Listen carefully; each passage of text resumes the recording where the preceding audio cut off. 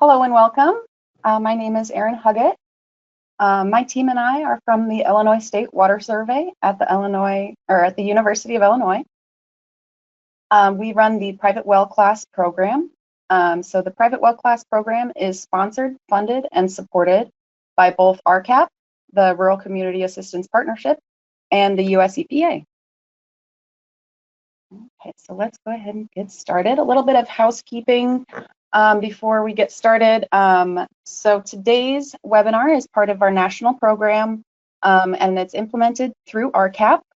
We are here really to support well owners. We also work with we also work with health departments across the country, and we work with well professionals as well.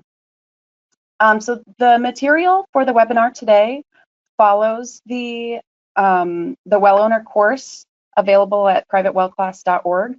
This is not the class, but we do kind of work with that information to provide little snippets like this webinar today.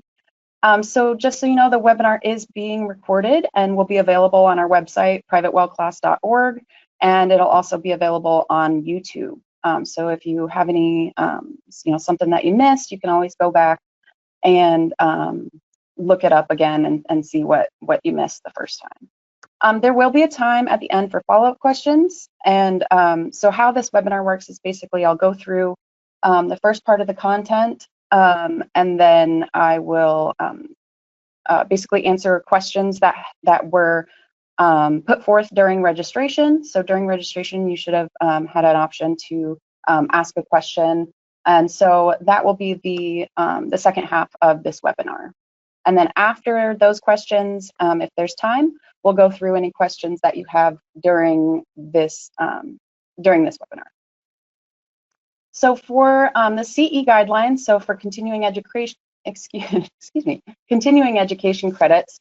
So for NEHA, if you are a professional and you are looking for continuing education credits through NEHA or as a Illinois LEHP, we can do that.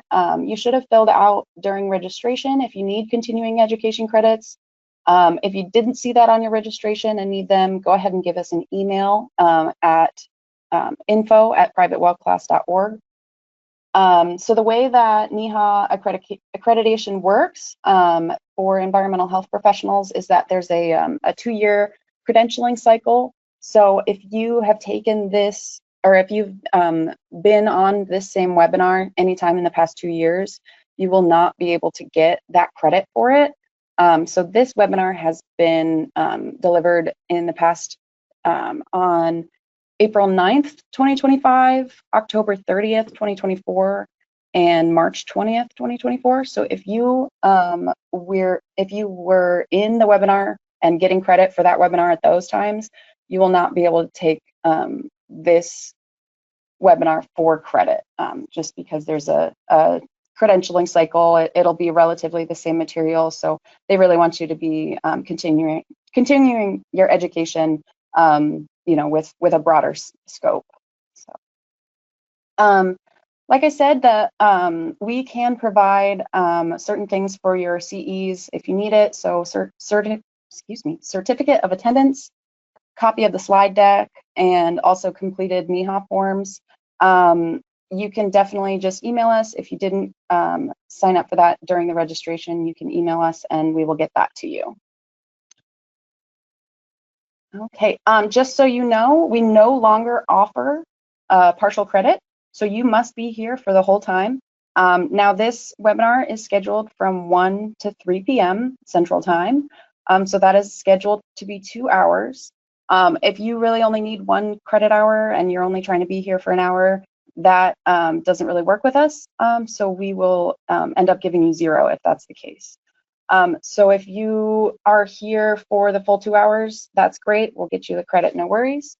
Now, if it ends up going short and it's only 1 hour and 45 minutes, but it's on our side of the our side, you will still get credit for the 2 hours as long as you were there for the entire time, that we were presenting. And if the webinar goes over and it goes to 2 hours and 20 minutes, you would just need to be there for 2 hours, and then you'll get the credit. You don't need to necessarily be there for the extra 20 minutes if you're not able to be.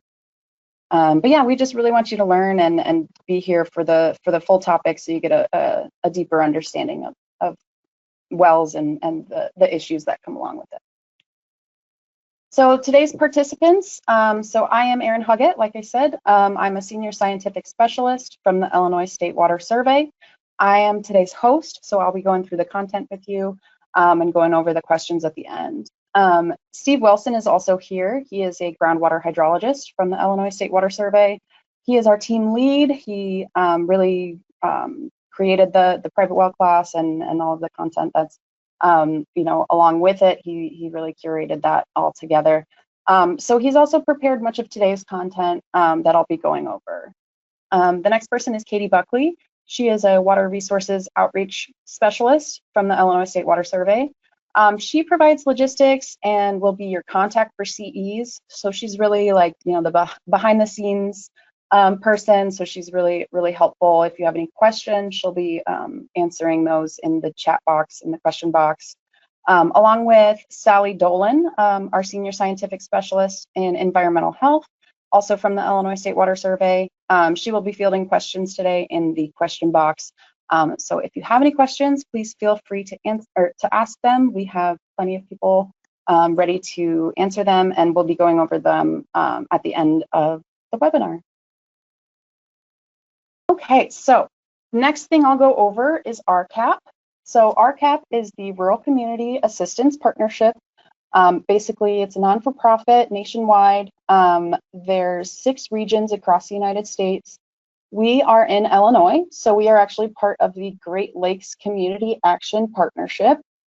So if you want to, you can actually take a second to look where you are in the United States and see what section you would be under, whether it's RCAC, Midwest Assistance Program, Communities Unlimited, SIRCAP, Great Lakes, or RCAP Solutions. All of these are really great resources, whether you're a professional or you're a well owner. Knowing the contact for these people is really important. They can help provide resources, education. So really their goal is to provide technical assistance and training to professionals, and then also really providing assistance to rural and economically disadvantaged communities. So whether that's with their water, wastewater, housing, and even community development. I know they've helped communities get onto a public water supply, which would have been prohibitively costly otherwise. They've also helped with training. So I know recently in Illinois, they actually put on a best practices for well owners workshop with one of the health departments in the area. So they're really helpful, and they're really great contacts, really knowledgeable, and so I can't talk about them enough. And they also provide funding for our program, so they're definitely helpful in many ways for us. So if you go to rcap.org, there is a private well page that lists all the contacts for each of the 6 regions. So if you're looking specifically for well assistance, that would be a great resource. Also, so RCAP has about 300 staff across the country. Many of them are licensed water and wastewater operators. And one of their major functions is helping communities that are smaller, so under 10,000 people. And really a lot of the communities that they're helping are even under 500 people. So it's a really great effort. They're helping in the rural communities. One of the things that they have been providing to well owners across the nation is an assessment. So here's an example of our assessment tool. So basically, this is just the first page of our assessment tool. It was developed here at the U of I, along with help from experts across the country. It basically allows somebody from RCAP to go out to a well owner's home and ask questions, anything from about the construction of your well, about your plumbing, when you had it tested last. See if there's any vulnerabilities in your well, if there's any cracking in your casing or your well cap isn't sealed, or there's missing bolts. I had a guy who said that all the bolts were replaced on his well cap, and so his well cap, even though it was technically bolted down, it was completely unsealed, and it wasn't safe. So just knowing those things are in proper order is really helpful to well owners, and understanding that is a risk if it's not properly sealed. So this assessment has 18 sections to it, so it's very extensive. It's not really something that a well owner could do by themselves. Maybe if you are a very, very well, knowledgeable person, maybe you could do the majority of it, but even still, it really is something that a professional should be doing. So this is why we encourage you to, if you're interested in having an assessment done, is to either reach out to us or reach out to RCAP and talk with them about getting a well assessment done and understanding the vulnerabilities in your system. So again, the assessments really can educate well owners about their well, and then also about their risks to their health. So it's really like a sanitary survey for private wells. So the goal is to educate well owners, and it's really specific because each well owner and each well is such a different case than the last one you saw. It could be that they have I know we like to use this, but a Folgers can as a well cap or something like that. It's like that's going to be such a specific instance that it's catered to each individual well owner and their specific well and system. And it really does promote best practices. So once the owner with a well with Folgers can understands that, oh, okay, like I could have insects getting in, or there's a risk of flooding and getting surface water contamination from that, and those are the things that they wouldn't necessarily understand before having an assessment done. And it also encourages communication. So if one well owner gets their well done and one well assessed, and they talk to their neighbor and they're saying, oh, well, I had this done and it was really informative, and I learned this, and I even got a well analysis done, so I know what's in my water now. Then the next person will be interested in that service as well, and then it keeps growing from there, and that's really the goal.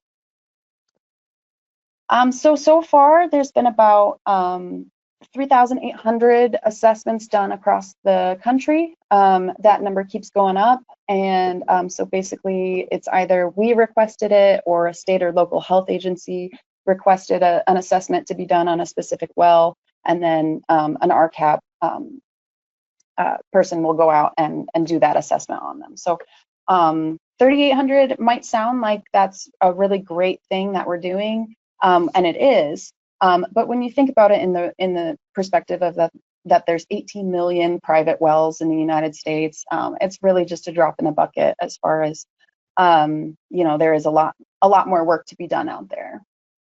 And again, so RCAP is really about developing partnerships, supporting state and county efforts. Again, they work with health departments, and you can call and ask them to host an event or a well education panel or something like that. So like I said, the health department locally just did one on best practices for wells for well owners. So it's a really helpful partnership to develop if you're looking into helping your local well owners as a professional. So just a little bit of background about us. We work at the Illinois State Water Survey. So basically, the Illinois State Water Survey was formed in 1985. This was during a lot of the cholera and typhoid outbreaks. And so really we were formed to try to understand the relationship between those outbreaks and drinking water. So that's one of the first things that the Illinois State Water Survey did. We're a sister agency to our Illinois State Geologic Survey. So many states across the country have a geologic survey, so that might be something that you're more familiar with. We actually are one of 2 water surveys in the country. Oklahoma also has a water survey, but we're the oldest. So we have about 130 years of history at our survey. So here's an example of our rich history. This picture is from April 1922. And you can see these guys are drilling a well, and you can see how things were done differently there. You know, there's no PPE, there's no high vis, there's no hard hats, you know. So it's just kind of interesting to see how things were done back then compared to how they are now. And it's a great history that we have access to. We even have well logs. So you see, this is an older well log in our excuse me. We house the state well logs. So we have about 400 to 500,000 well logs in our files. This is one of the older ones. We'll get to when this was dated in just a second, but basically a driller has to get a permit from the county health department, and then they will drill the well and fill out this log as they drill it, and then they will file this with the county health department so that they know exactly where this well is drilled, and they know who has a well, and you know, they have this information for the future. So if you look at this well, this is a hand dug well, and the date drilled says about 60 years ago. And so just keep that in mind. So about 60 years from when this well was logged. So it's like I said, hand dug, 130 feet down. It's, if you look over to the right, it's a 5-foot hole. And the pump is actually, you can see at the very bottom, it's just 2 buckets and a chain. So they would basically just attach the bucket to the chain and on a pulley, pull it down and pick up water. And then as it goes down, the next bucket will be going down to get the next bucket of water. So we see the date here at the very bottom is March 9th, 1934. And if you think about earlier, it said this well was drilled about 60 years earlier. So that's looking at roughly 1874. So that's pretty old well that we have the log for. It's pretty impressive that we have that in our collection. So the note on the bottom here, it says this is the deepest hand dug well so far encountered in this county. It's 135 foot deep, and the water stands at 60 feet down. It says a pump was taken out and a chain with buckets on either end is found to be more satisfactory. So basically what they had was a hand pump before this, where they would, you know, be trying to pump it up and down with their hands. It was found to be rather difficult to do that since it was 60 feet down. Usually those are good for about 20 to 30 feet. And so they instead decided to use a chain with 2 buckets on it.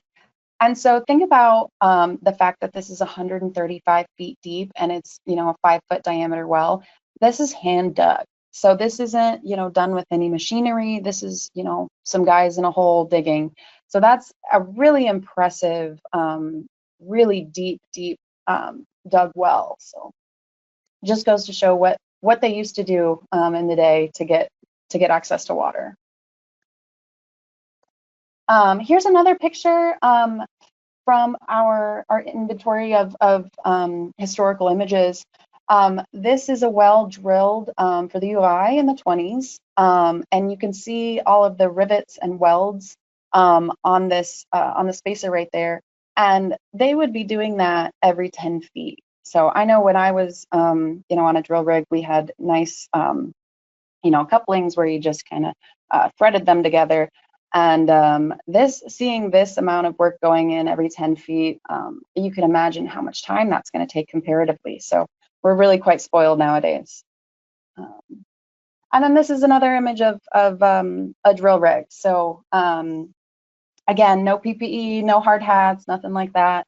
So today they'd get in a little bit of trouble for that, huh? So this type of drill rig would take significantly longer. You know, they would drill the hole and then install the well, and that could take, you know, up to and even over a week or so. So it's definitely a lot slower of a process than today, where you can get a well drilled and completed within, less than a day.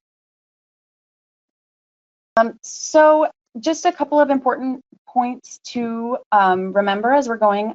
Private wells are not regulated. So that is a big point to remember as a well owner.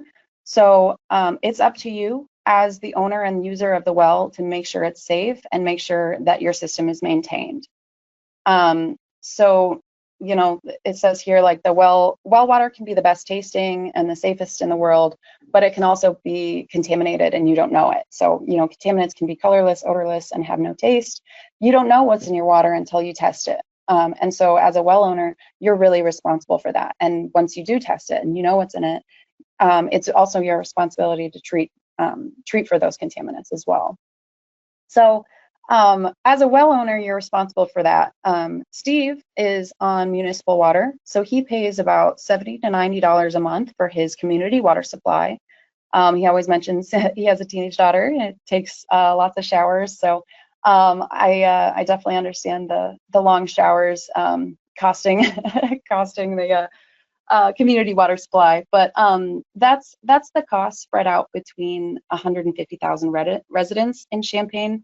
And so that cost is for sampling and maintenance and infrastructure, like, making sure that the plumbing is up to code, making sure that there's no lead in your lines up to your in your distribution, and just making sure that everything is safe for you, because that is their responsibility. See, where I live on a well, so I don't have a monthly water bill, so I don't pay that $70 to $90 a month. But I am responsible for everything as a well owner. So I'm responsible for testing, treating, power, plumbing. It's all my responsibility. So if power goes out and my well burns out, or my pump burns out, I'm responsible for getting a new pump. If I test it and I find that there's arsenic in my well, I'm responsible, for providing safe water for myself. So it's really, it's a blessing and a curse. Like, some people don't want that regulation of being told to treat their own water, but then you also have the issue of not knowing what you need to treat for it, how to treat for it, and that sort of thing. So when you're a well owner, you are your own water distribution facility, and the goal should be to be employee of the month every month, right? So basically, it's all about being aware.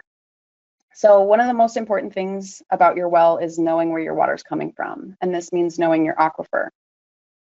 This also means knowing your well itself, so knowing your depth, your pump setting, your screen, what type of aquifer you're in. Is it a shallow well? Is it in sand and gravel? Is it deep? Is it bedrock? There's so many questions that you really should know to understand your entire system. And we'll get into those as we go.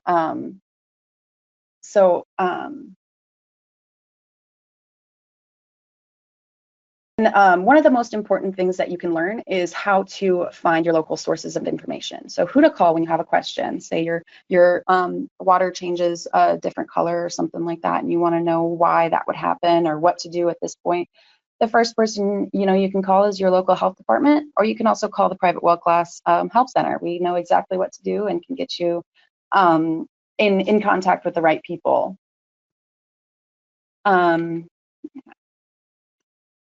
So now we'll move kind of more into the more geology of it. Groundwater is definitely related directly to the geology of your area.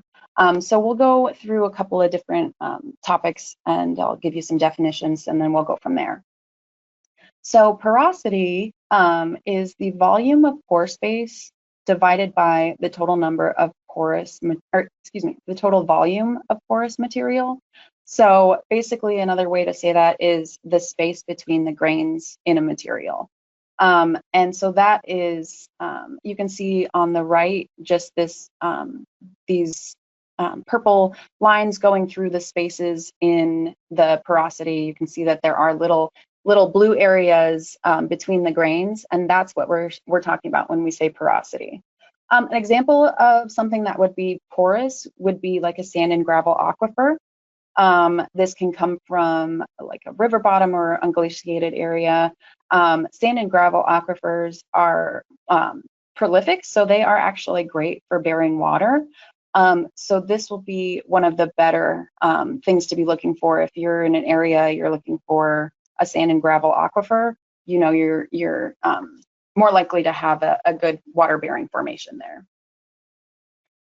So one example of, you know, how you can think of porosity is, so say you have a uniform sand, and we talk about this sometimes at, you know, when we're talking to kids at like a state fair or something, we have like a jar of sand and say it's all uniform and it's roughly 30% air.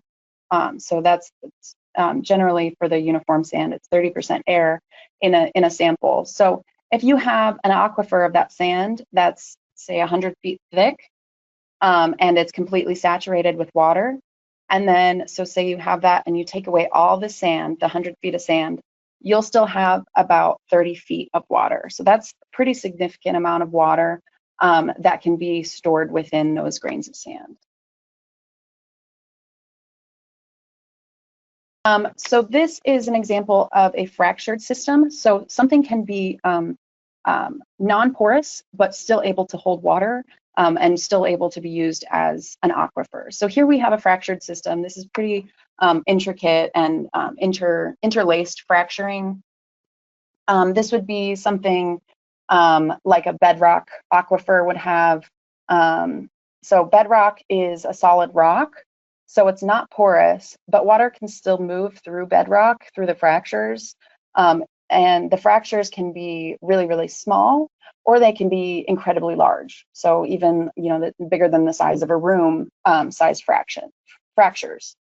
So if you think of like a karst area with lots of caves and think about all the water that could run through those areas, it's really like a major pipeline even.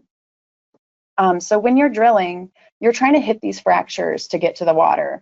And if you don't necessarily drill in the right area, you don't know where these fractures are specifically. So if you end up missing high producing fractures, you could have a dry well or a low producing well. So these are just kind of some aquifer materials, kind of a different classifications. We have well-sorted sand and poorly sorted sand at the top. So you can see the well-sorted sand kind of has all the same, roughly the same sized and shaped grains. They're all relatively rounded, and they're all basically the same size. Whereas on the right, you see the poorly sorted sand. You see different grain sizes, different shapes. It's not uniform. And so the poorly sorted is actually harder for water to move through as opposed to the well-sorted sand. And so just knowing those differences in your aquifer material gives you an idea of, okay, well, how easily is this going to move through this poorly sorted sand? Should I keep going? Should I look for well-sorted sand? And we'll get into that a little bit more later on. And then, so on the bottom, we see fractures. And you can see fractured rock, water will move directly through fractured rock, like I said, like a pipeline. So it doesn't have any resistance in that in those fractures. It won't move through the solid rock, but it will move directly through those fractures in the rock. So you can see like the fractures in this granite in the middle here, they seem to get like a little tighter, and they're not necessarily so wide as you see in the caverns in the limestone. So if you think about, the caverns in limestone, you walk through cave tours and you see like these massive, massive rooms where, I know in Mammoth Cave, they have the huge, huge rooms that were scoured out by water at one point. So you just see like, even though it's a limestone, hard rock, and water does travel through limestone eventually. But it's really those caverns where water is going to be transported through very quickly. So we have some permeability information here. So permeability is different than porosity. So basically, permeability is the ease with which water can pass through a material, whereas porosity is just, again, that space between grains. So one way to remember the difference between these two is to look at the difference between sand and clay. So if we look at sand, we see those spaces between, and we know that sand is permeable. So we know water can go directly through sand without much trouble. However, when you look at clay, you can see that there are still pore spaces in there. So it is porous, but it's not permeable at all. If you think of clay, a lot of times clay can be a confining layer, or we'll get to aquicludes and aquatards later, but they can be really like something that stops the water from moving down anymore. And it barely moves, so 1 foot for every 10,000 years in clay. So it's really, so they're both a porosity, or they're both porous, but they're not both permeable. So that's really the difference there, is that the spaces between the pore, or the spaces between the particles, doesn't necessarily mean that the water can move through, because they're so tightly compacted that the water is not able to move through.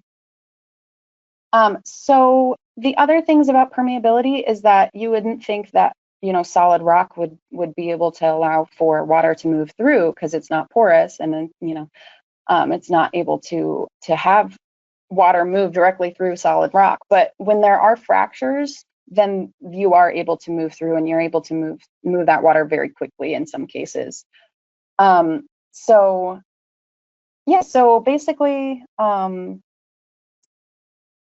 the one thing to know, so as far as permeability goes with the different materials, we can actually get information based on this information. So depending on the infiltration rates, so like I said, the clay and, you know, hard rock, that is really like 1 foot in every 100,000 years. And so you can actually age date aquifers if there's like if there's no infiltration happening, or very, very, very slow infiltration happening. There will be certain elements missing from that water. So something like tritium that was only used before, or excuse me, it started being used in the 40s and 50s during the nuclear testing. So basically, that was not introduced into the atmosphere before the 40s and 50s. So if you're finding that in your aquifer, you know that you have infiltration that is coming from after that. So, you know, you have infiltration coming from the 50s or later. So it's really interesting to learn about that sort of thing, knowing how slowly your water source is recharging.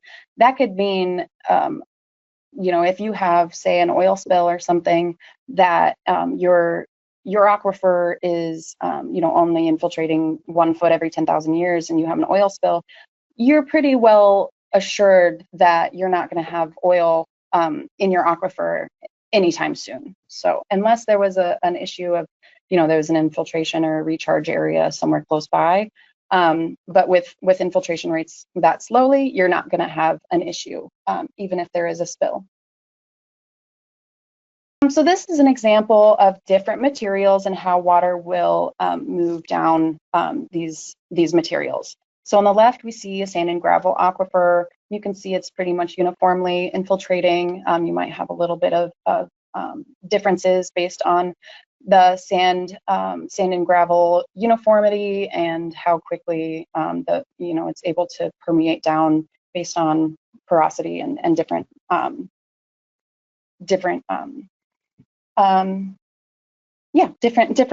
reasons why it would permeate down, you know, based on size or uniformity. So then we have dolomite on the right. So you can see that this pattern of infiltration is going along directly with the fractures. Again, these are idealized, examples, but you can just kind of see like that the water would infiltrate directly along the lines of the fractures. It's not going to go directly through hard rock. Again, the same thing with the crystalline bedrock on the bottom left. You can see it's working with the fractures in the bedrock. It's not going to be infiltrating anywhere else other than where the fractures are. And then on the bottom right, you can see a combination, which we see all the time. This is a combination of sandstone and dolomite. So you can see the sandstone, it's infiltrating similarly to how it would be for the sand and gravel. And then when it hits the dolomite, it kind of travels along that fracture until it finds other fractures downward. And then it travels along those fractures downward into the next layer of sandstone. And it repeats that in the next two layers of dolomite and sandstone. So just remember, if it's in a bedrock, it's traveling along fractures. So here we have a really nice diagram of basically just a couple of different areas, layers, and it's just going over how complicated geology can be and how it directly relates with your water. So we have 3 different wells here. The well on the left is a shallow well, and it's directly in the it's directly being affected by surface area. So if you see the little blue U here, it is a river, and so that area is all saturated around this because it's directly related to that surface water. The second well in the middle we have here is a deep well, and it's actually into bedrock, and we'll talk about that. And then the well on the right is another well that's just in basically a pocket of glacial till that would be a good enough sand and gravel for an aquifer. Because this layer here on top is glacial drift. So in glacial drift, you have a lot of clays. You also have sands and gravels. It just kind of depends on what the glacier was moving as it was, retreating or advancing. And we see here that glacial sands may be saturated, but they might not be able to produce enough for to be considered an aquifer. So here in the blue, there are pockets of material that can be used as an aquifer, but this is usually like a sand and gravel and doesn't have something like a silt or clay in it that would cause it to not be able to produce water. So like with enough silt and clay, these glacial sands can actually be considered a confining layer because it won't allow the water to move down quickly. The next layer is a limestone layer, and it's considered an aquifer. You can see it's water bearing. That's marked in this as having, those little blue lines along the fractures. But this well in the middle is a deep well, and so it keeps going down further past this aquifer and past the shale, which is a confining aquifer, or excuse me, a confining layer, and down into the limestone and sandstone aquifers below it. The well casing in this case is likely to stop somewhere in the limestone so that it can take advantage of all the fractures in the limestone as well as in the sandstone. Basically, this would be taking advantage of all of the fractures in the limestone as it's going down. So you want that casing to be seated within the aquifer, so it's not gonna, have issues of movement or anything like that. But you want to take advantage of all of the fractures that you can. So go ahead and seat that well into that limestone, but then you want to continue drilling down and have all of that space that can actually just collect the water and have it there for you to pump up. And so now from my previous slide, I said, if there was an oil spill, do you think that this person in the middle would need to be concerned about an oil spill? Would it be something that would come down quickly through these layers, or would it be something that would take quite a long time to reach this aquifer? Let me know. Let me know what you think. So, okay, so this is an example of a recharge area on the left and then a discharge area on the right. So the recharge area is basically where an aquifer is going to be receiving water. So you can see on the left, this would be where it rains and soaks into the ground, and goes through the water table and down into the aquifers. So depending on where you are, where it's infiltrating into, and where it's being discharged, this could take a matter of days. So on the right side of the recharge area, we see it goes into a more shallow aquifer, and it takes days to get to the recharge area.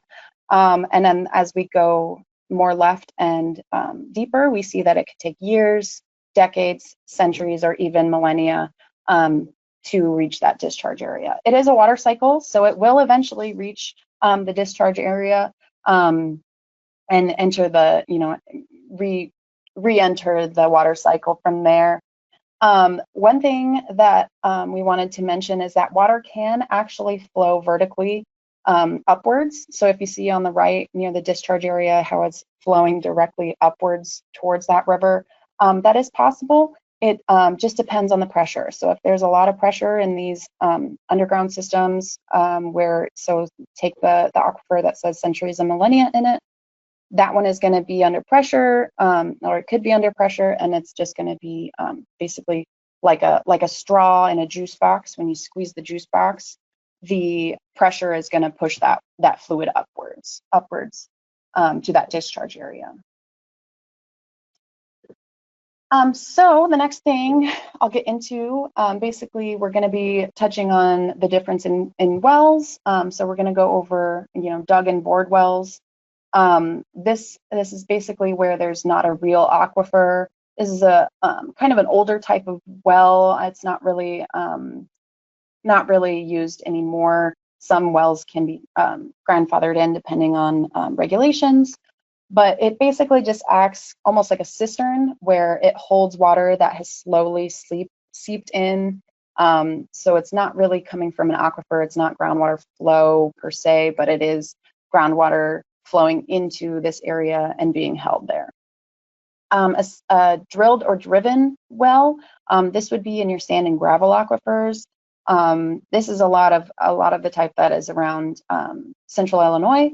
We have the Muhammad Aquifer, and it's a really, really big sand and gravel aquifer that's used for municipality water as well, for Champaign-Urbana. So we'll get into the differences of that. And then the last type we're going to get into is the drilled bedrock type of well. So this is one that's drilled directly into the bedrock. And like I said, we're looking for the fractures in the bedrock for that type of well. Okay, so on the left here we have an old hand dug well. This is a 6-foot diameter well covered by 2x4s. You can see the electrical boxes right there for the pump. And so this is in the middle of a cow pasture. And cows like to come up to this thing and scratch their heads on it. And the mud all around it is also from the cows. So they, they're in a pasture and they are doing their business next to the well.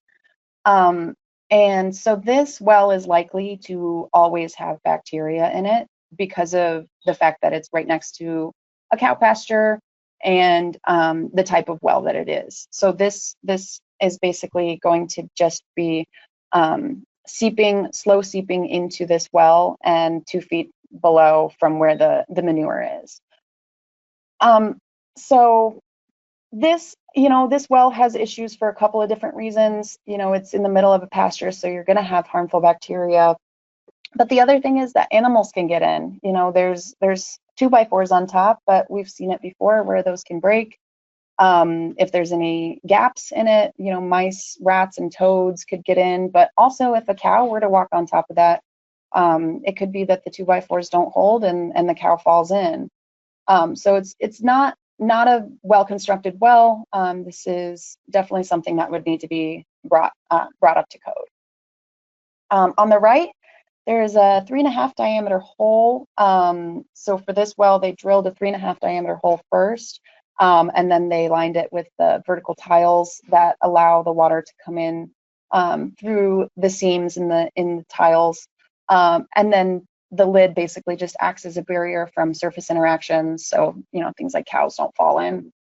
And then on the bottom left, we just see this is basically what when you have an old dug well and then you can bring it up to code by putting in a concrete pad and then bringing this up to the top with a sanitary seal and a well cap. So we will get into that right now. So here on the left, we see that concrete pad that we saw in that big well in the last one. And then on the right, we see the one that has the concrete pad buried 10 feet below and then brought up with the pitless adapter and a sanitary well cap.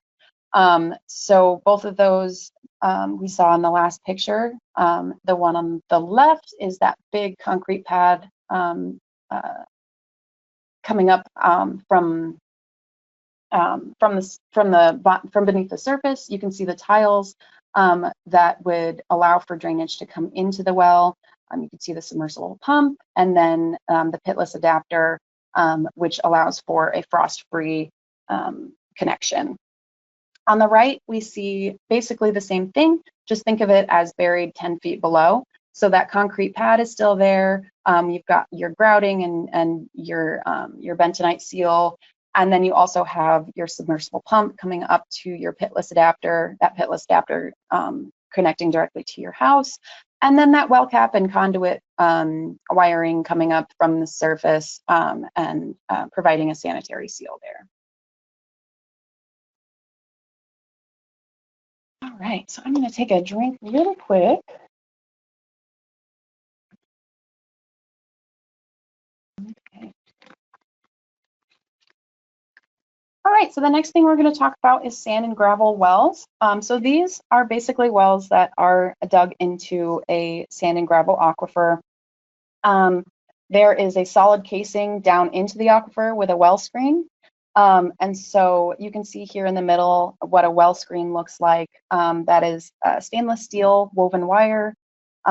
Slot size is based on the sand and gravel present in the aquifer, so that's why it's really important to know your geology while you're installing this type of well. So one thing that happens in sand and gravel aquifers is that sand, the largest material will settle out on bottom, and then the finer material will settle out on top. That's just kind of how how it works as far as the physics goes. So well drillers will actually go into the thicker material, so like the gravelly material as opposed to just the sand, and that's actually to allow for the well screen to have a little bit more protection, so you're not sucking up the fine materials into your pump and clogging your pump and your well screen. So to seal the well, you do grout all along the well. So you can see about halfway up, you see the grout seal. And that's just to make sure that nothing is coming down into your aquifer from the surface. It's really important to protect your source water. And so this grout seal really helps doing that.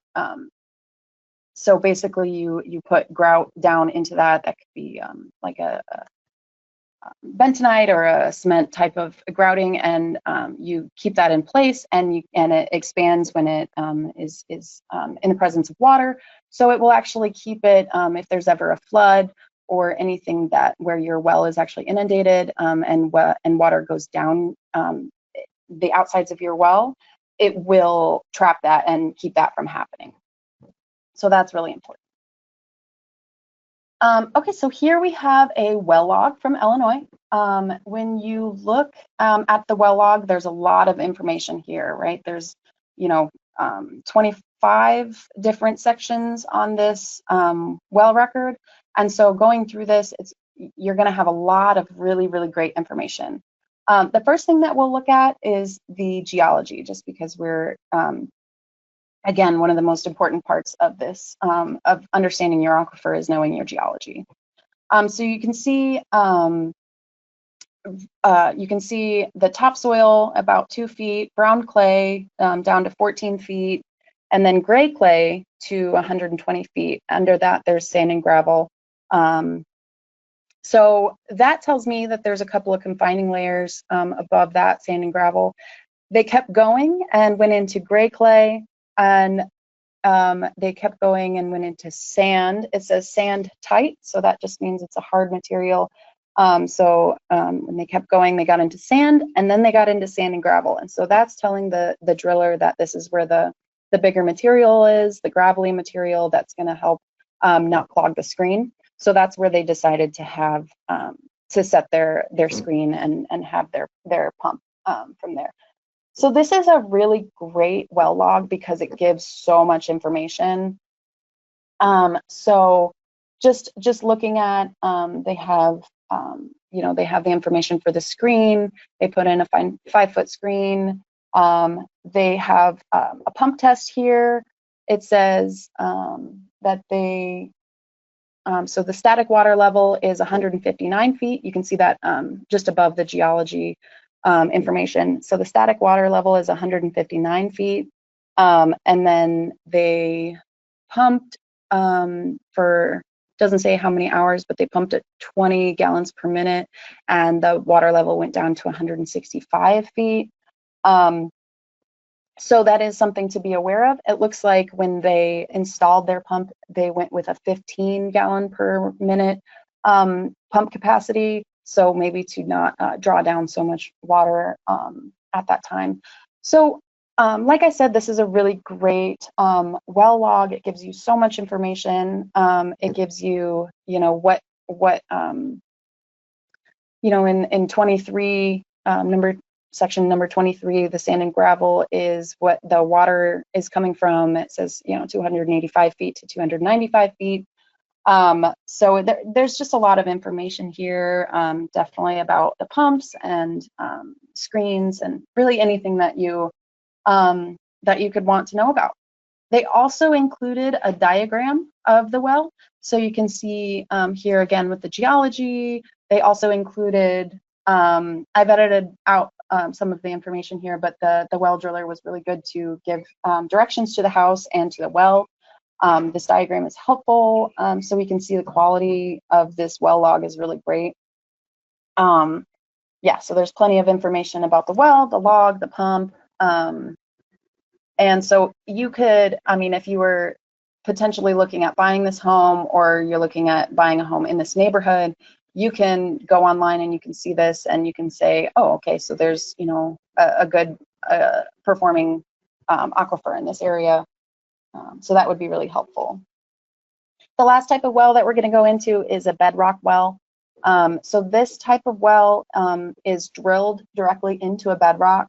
The casing is seated about 10 to 20 feet into the bedrock, and then it's drilled further. And that's really to, like I said earlier, take advantage of the fractures in the bedrock, because that's where you're getting your water from. So say that you're looking at this well here and it hit that fracture down there, but say you only drilled down to, 3/4 of the way down and you didn't end up hitting this large fracture here. You could have a completely dry well, or you could have, if you ended up hitting one of these smaller fractures, you could have a really, really low flow well that doesn't give you enough water. Whereas if you would have gone 3 feet over, you would have hit this big fracture. So it is kind of, it's definitely complicated, and depending on the geology, you could have smaller or larger fractures, and better or worse performing wells in that instance.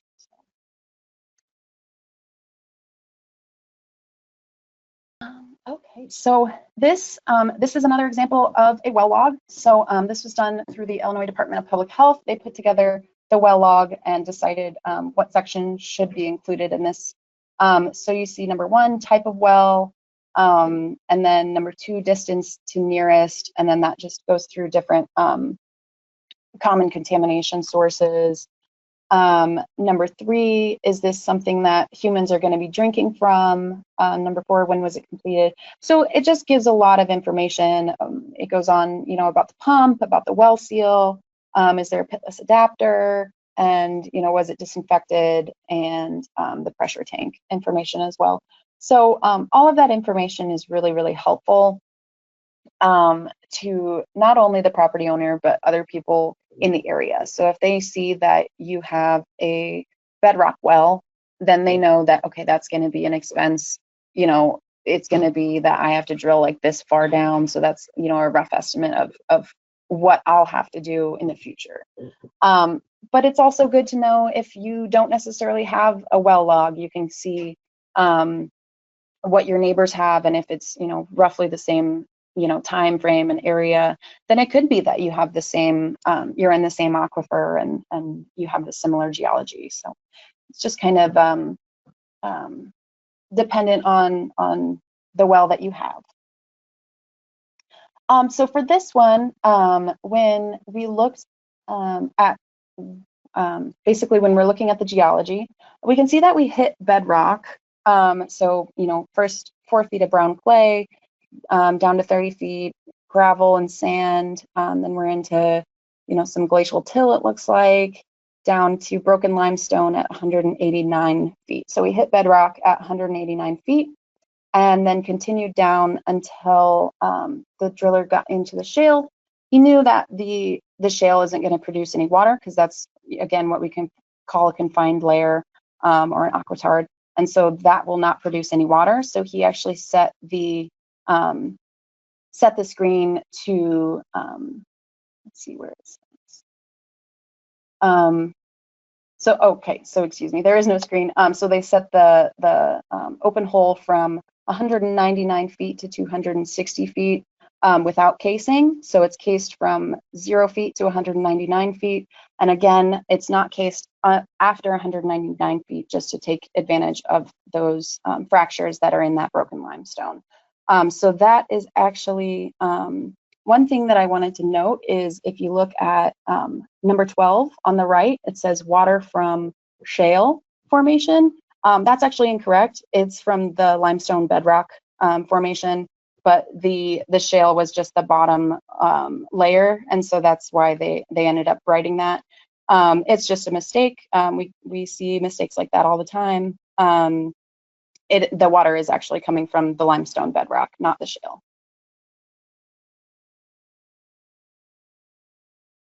So that's what we're going to learn about wells for now. The other things we're going to talk about are what our goals are as the private well class. So we care mostly about, these 3 things are very, very important to us. We care about protecting people's health, we care about protecting source water, and we care about water quality. So this, the aquifer that I've been referring to in Champaign is the Muhammad Aquifer, and it provides water to nearly 1 million people. So in our case, protecting the aquifer really is protecting the people, because that's used for drinking water for so many people.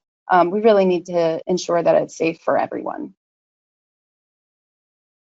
So the other things we work with all the time, we have, in the news sort of topics, we have drought. This year, we have had a lot more calls about drought and wells going dry and that sort of thing, just because it has been incredibly dry in large areas of the country. And so well owners are really feeling the brunt end of this, because their aquifers are going dry, because it's a smaller aquifer that's not used for communities.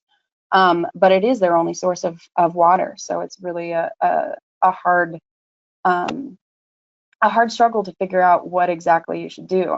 Do you drill further? Do you lower your pump? Do you just look for alternate source of water?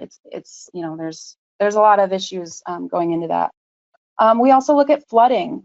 Flooding, you can see here on the right, this is a well, and I've personally never seen this. This is a picture that Steve took, but this well is about 10, 15 feet in the air, and that well cap is all the way up there. So to surface this, you have to get a truck or a ladder or something to get out there and be able to open up that well cap up there.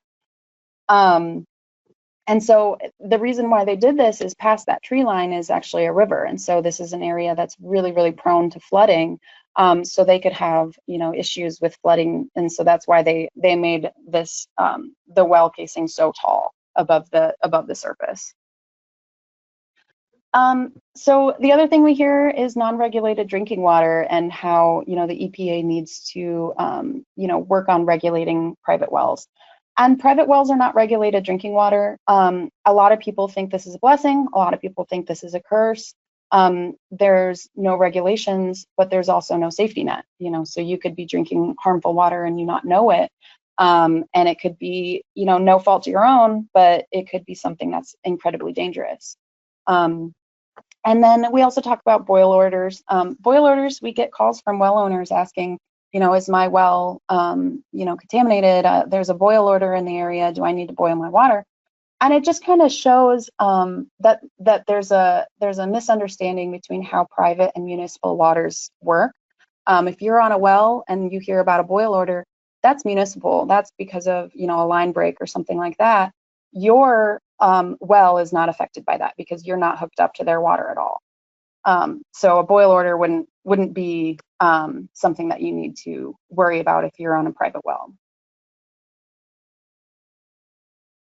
So the biggest issues that are affecting private well drinking water quality, number one is poor well construction, and we're going to go over poor well construction a lot. Number two is a lack of owner knowledge and education. They just don't know that this is an issue. There's so many things that, I've been drinking this long and it's been fine, or my family's been drinking this and we've never had an issue. Well, that's true, but then, it could actually be an issue that you just didn't know about because you hadn't tested for it. So here we see a couple of examples. The top right, we see an old Duggar board well and a piston pump sitting on top of it. Basically, this is how they are gathering the water. Well, the piston pumps use a lot of oil, and that risks spills into the well. And if you get oil into your well, that could be a big problem for you and for others. And another one is casing damage. So you see here on the bottom right, you see that there's a brick missing there, and that could be just directly into the well. It does look like there is there is some casing behind that, but we see it all the time where there's cracks and openings in the casing where animals can get in. And many well owners don't know what it takes to own and maintain a well, because they've just had it the whole time and it works fine, and so it's out of sight, out of mind. So that's really why we're here. We want to help well owners, get the education and the knowledge that they need to work with their wells and be a safe drinking water source. And so the first thing that we go into is correcting poor construction. So construction codes have changed in the last 30 years. Some existing wells were grandfathered in, but that doesn't mean that they're safe. Many wells exist in pits today. So well pits, we know, are indicative of poor well construction. Hand dug wells are also still in use. That can be a risk of contamination. On the right, you can see this picture. It's brought to you by the National Groundwater Association. You can see that we have a mounding technique. Basically on the left, you see the mound coming up to the well cap. That will allow for drainage to go away from the well cap. And that's really, really what you want. So if it rains or if there's a flood or surface runoff, you really want all that water to move away from your well. And so we see the fair is just a flat line. There's no drainage encouraging it to leave, but it's also not, encouraging the water to be draining into the well, which we see in the poor construction on the right, which is basically a pit where all the rain and surface runoff will directly go towards the well cap. And then if it's not properly grouted, properly sealed, that water can actually go directly down next to the casing, in between the ground and the casing, and then go directly into your aquifer. And so that's how, really bad contamination can occur very quickly.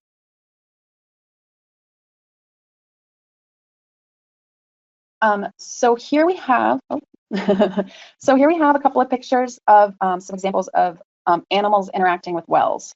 So on the left, we see some garter snakes basically warming themselves on the heat tape on this well.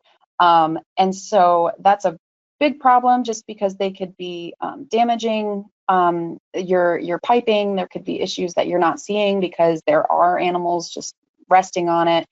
There could be it could just lead to a bunch of different issues. You see that there's an electrical right there with some things on top of it. It's just not the best setup that we have. And then the next one on the right, we see there is a gap in the conduit, and so you can see that that is where the electrical goes directly down.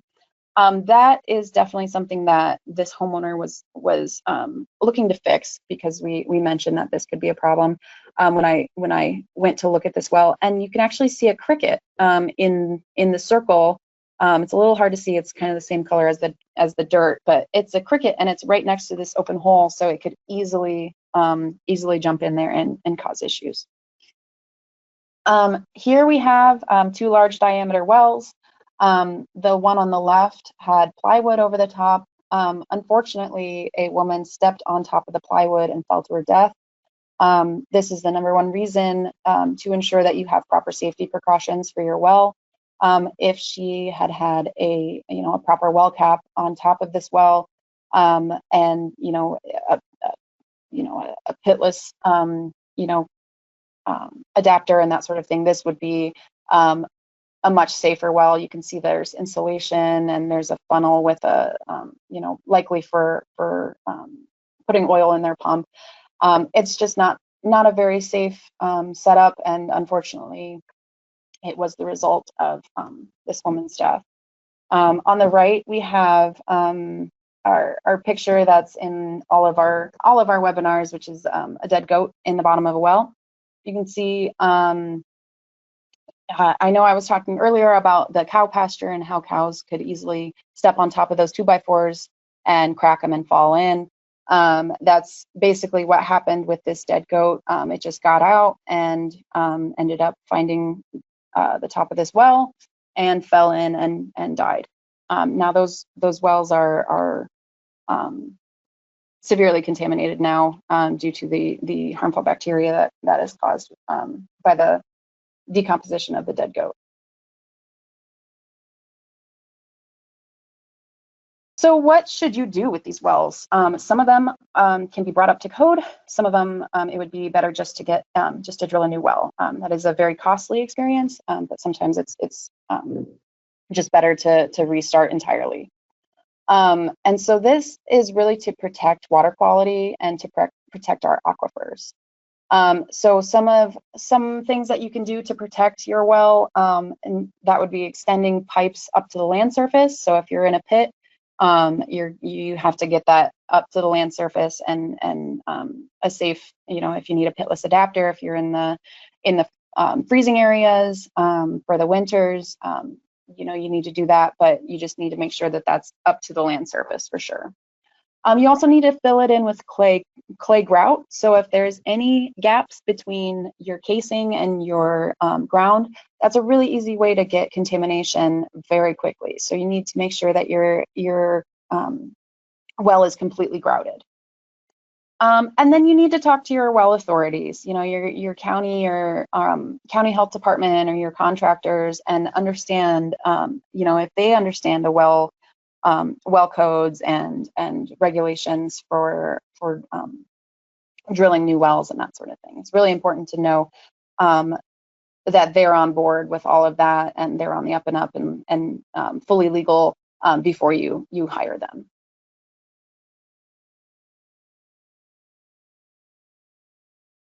So sometimes you will need to abandon a well if there's some source of contamination that is a safety hazard, and you may need to abandon these wells. So there are many wells that we don't know about. So well logs weren't required until the 1960s to the 1980s, depending on your state.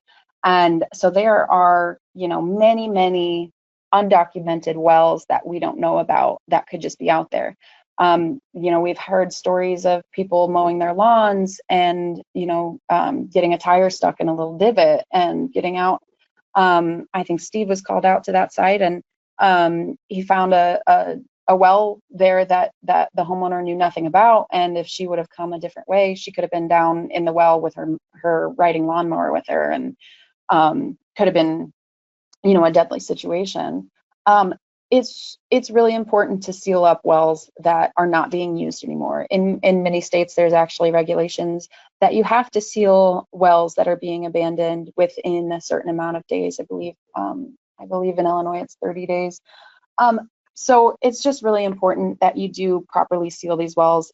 It can be difficult finding a contractor that will do it, but it is really important to find somebody and talk with your local health department, and they'll give you an idea of who to hire for that. These are just examples of people and animals falling in wells. We see this horse fell in a larger diameter well. There's also, we have a lot of stories of different, children falling into wells, or men, not knowing that there was a well in their backyard and just falling straight in. Of course, the most famous instance was baby Jessica, who fell in the well and was rescued after more than a day stuck in a well. So it's a safety thing. You need to know where these wells are, and you need to make sure, if you're not using them, that they are sealed and not just left for the next homeowner to find out. So we're going to get into aquifers and aquatards next. So an aquifer is a saturated bed formation or group of formations that yields water in sufficient quantity to be of consequence as a water source of supply. So that's a lot of words just to say it's a geologic formation that can be used to basically as a water supply. Different communities will define aquifers as different things. Private well owners, if you are able to use the aquifer as a water source, usually a private well owner will call that an aquifer, even if it's very small. Community supplies, if it's below a certain amount, below a certain gallons per minute pumping, then they won't consider it a aquifer for them, because it's not a reasonable source of water supply. An aquatard is an area where the water is inappreciable, so inappreciable quantities of water. So this is an area that basically, if you put a well in it, it will not give you water. So that could be something like a shale or a clay, but basically it's a layer that will not produce enough water for a well. So like I said, different users or uses will define what an aquifer is or is not.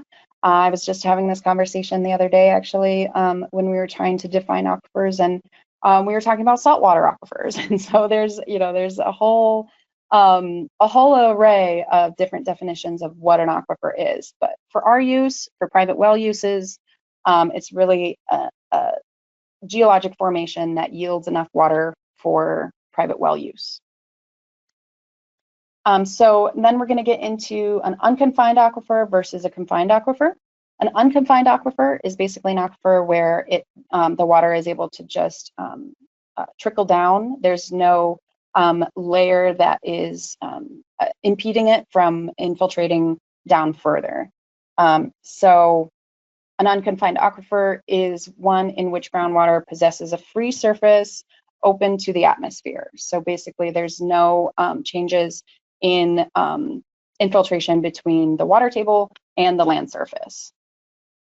And whereas a confined aquifer is one where the groundwater is confined under pressure by an overlying and underlying aquitard or aquiclude. So that would be like the shale or clay layers. And then it also is the water levels will rise above the top of the aquifer. And so that's, again, that pressure that when you drill into that aquifer, that water level rises. And that's actually what we call an artesian aquifer. So here we just have a diagram of an unconfined aquifer. You can see that, again, there's no barrier between the land surface and the aquifer. The water will just infiltrate, trickle down, and be used just how it is, like that, basically. So there's no confining layer above it. There is a bedrock below it, but we're not going into that bedrock for the water. And then this is an example of a confined aquifer. So actually we do have an unconfined aquifer on top.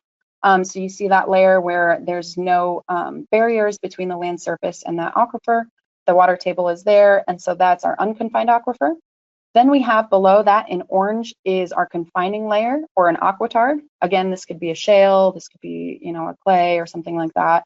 And below that we have our confined aquifer. And so that confined aquifer, think of it again like the juice box. So when you poke a hole or poke the straw into the juice box, it's under some pressure, especially when you're holding it and you're kind of squeezing it. So you can see in the well that the water level actually goes above the confined aquifer, and it goes to what we call the potentiometric surface. So that's basically where the aquifer, or where the water level would be in this confined aquifer because of that pressure. So it rises up to this level in the well because of that pressure, and that's what we call the potentiometric surface. Okay, so here we have basically a general description of a well drilled into a confined aquifer. The aquifer is located between two confining units, and the water level in the aquifer is under pressure. Like I said, with the, just think of the juice box. A well penetrates the upper confining unit, and the well water rises above the top of the aquifer. So you can see that it is that black line is below the water table level, but it's still above the aquifer level. Now it can be that the potentiometric surface is greater, and so it's actually above the water table. So that's, that can be an instance as well. And so the water level can be below or above the water table. And then if the pressure is actually high enough, the water level can be above the land surface, causing the well to flow. And this is what we call a flowing artesian well. So that's like when you have a well in an aquifer and it's actually coming up and out of your well. And so those you actually they can cause problems on their own, especially if you're a homeowner and you don't have the proper ways to deal with that.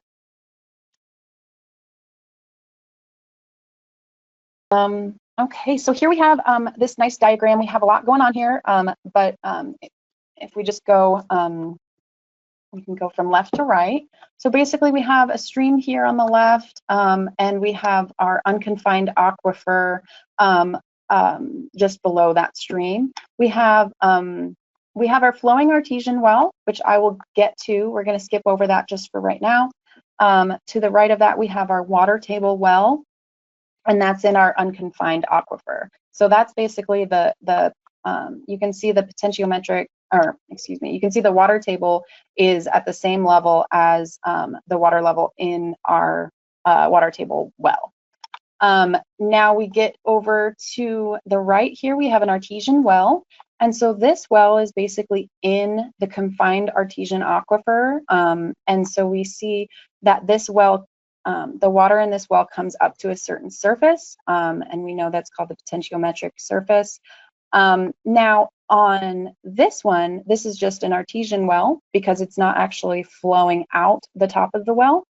And the reason why this is actually coming up to this area in the first place is if we look over on the right, the very right, we see the recharge area for the confined aquifer. So this is actually where the aquifer is getting its recharge from. So when it rains, it's able to infiltrate into this aquifer, and the water level right here is, if you trace it all the way back to the left, you can see that that's our potentiometric surface.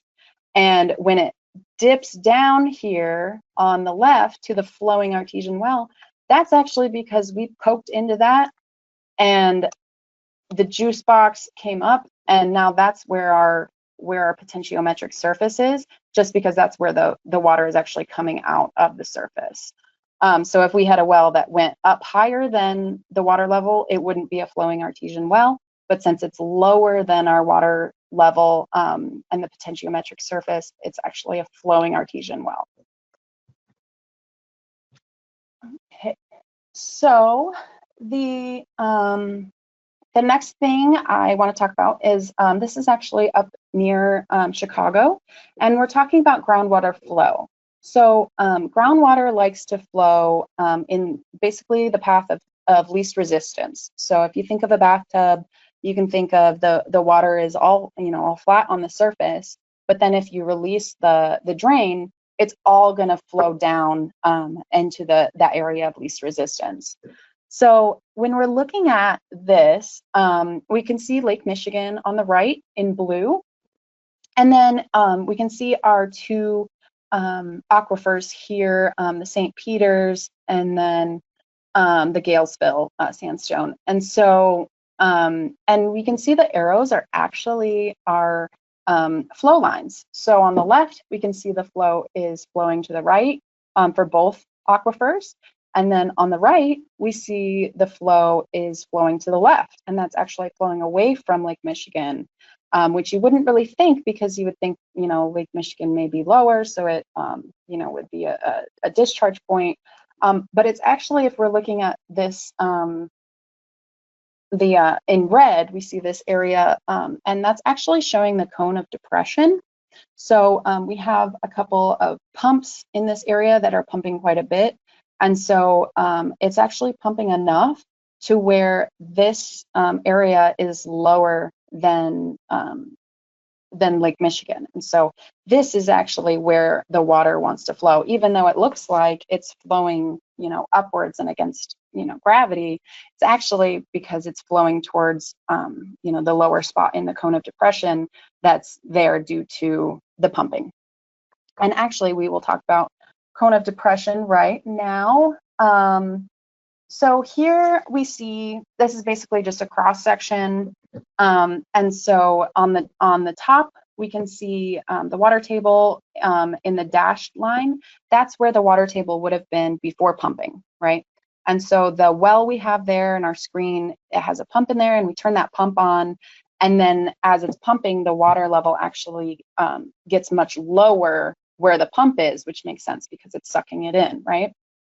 And so basically in this, we can assume that the aquifer is uniform. It's all, an idealistic scenario again.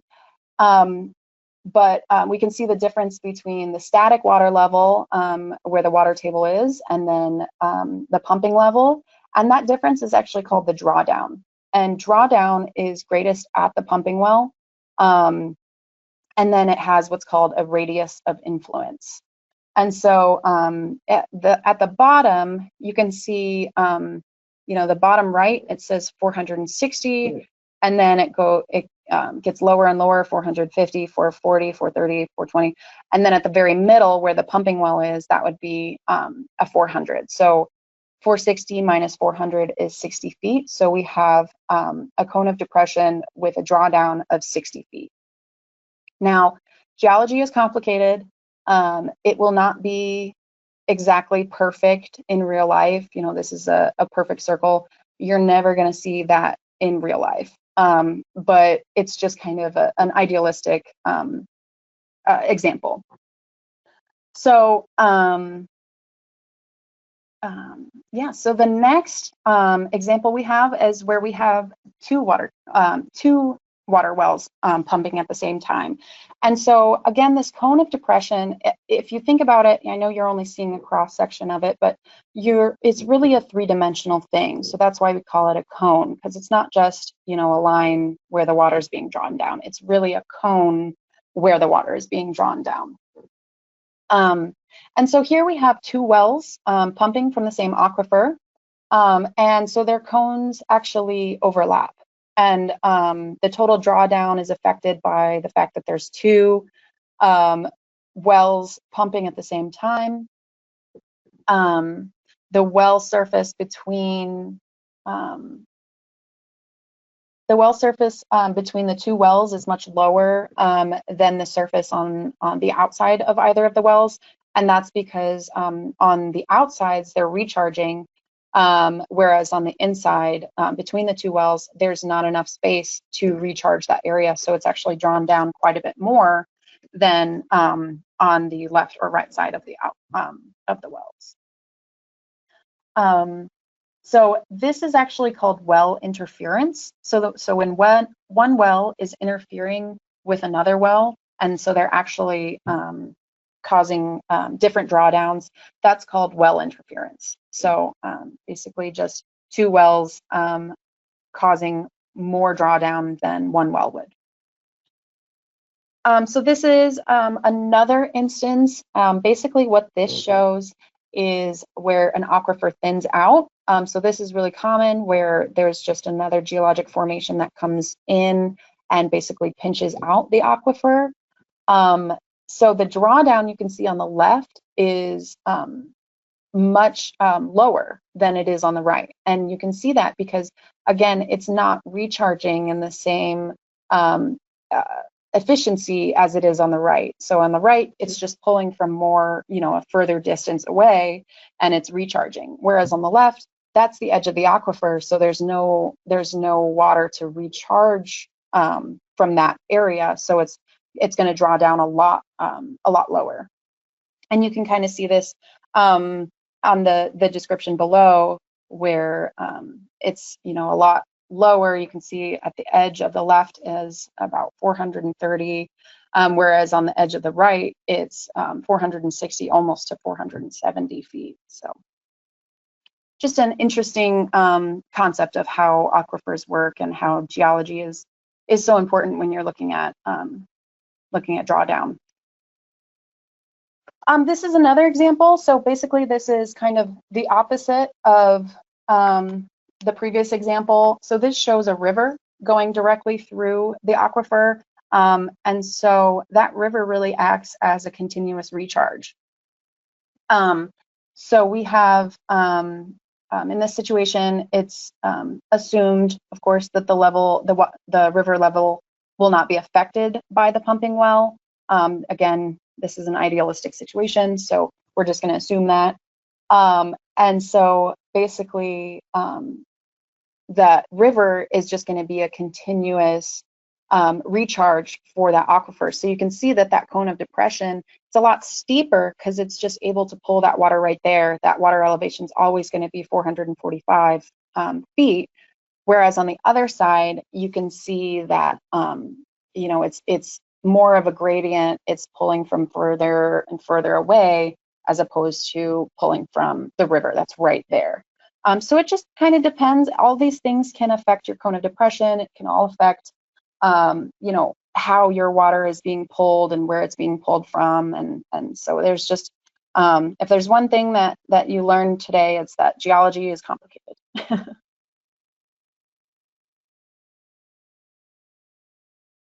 So this is an example of a really helpful tool. So this is put out by the Illinois State Geological Survey.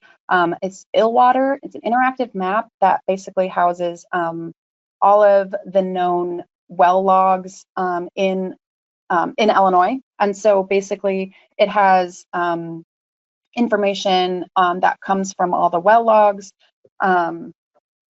Excuse me. And so, yeah, we'll just move from there. So here is the Champaign area. Again, the state survey, water survey is in Champaign. We're on the Mahomet Aquifer. It's a large sand and gravel aquifer.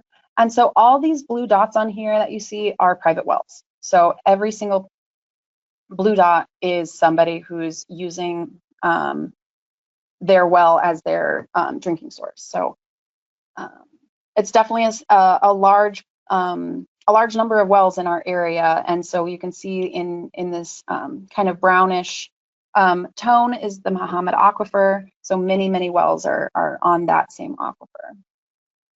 Now, if we zoom in, we can zoom in and we can actually click on these individual wells, and so we can find information about these wells. So this one here, we have an API number, and that's just used for us so that we can basically catalog all of our wells. We also have a P number used by the water survey. Sometimes they're, aligned to where we can, where we'll have both, but we're still working on that for a lot of them. So you can understand, like, the date drilled was September 1959.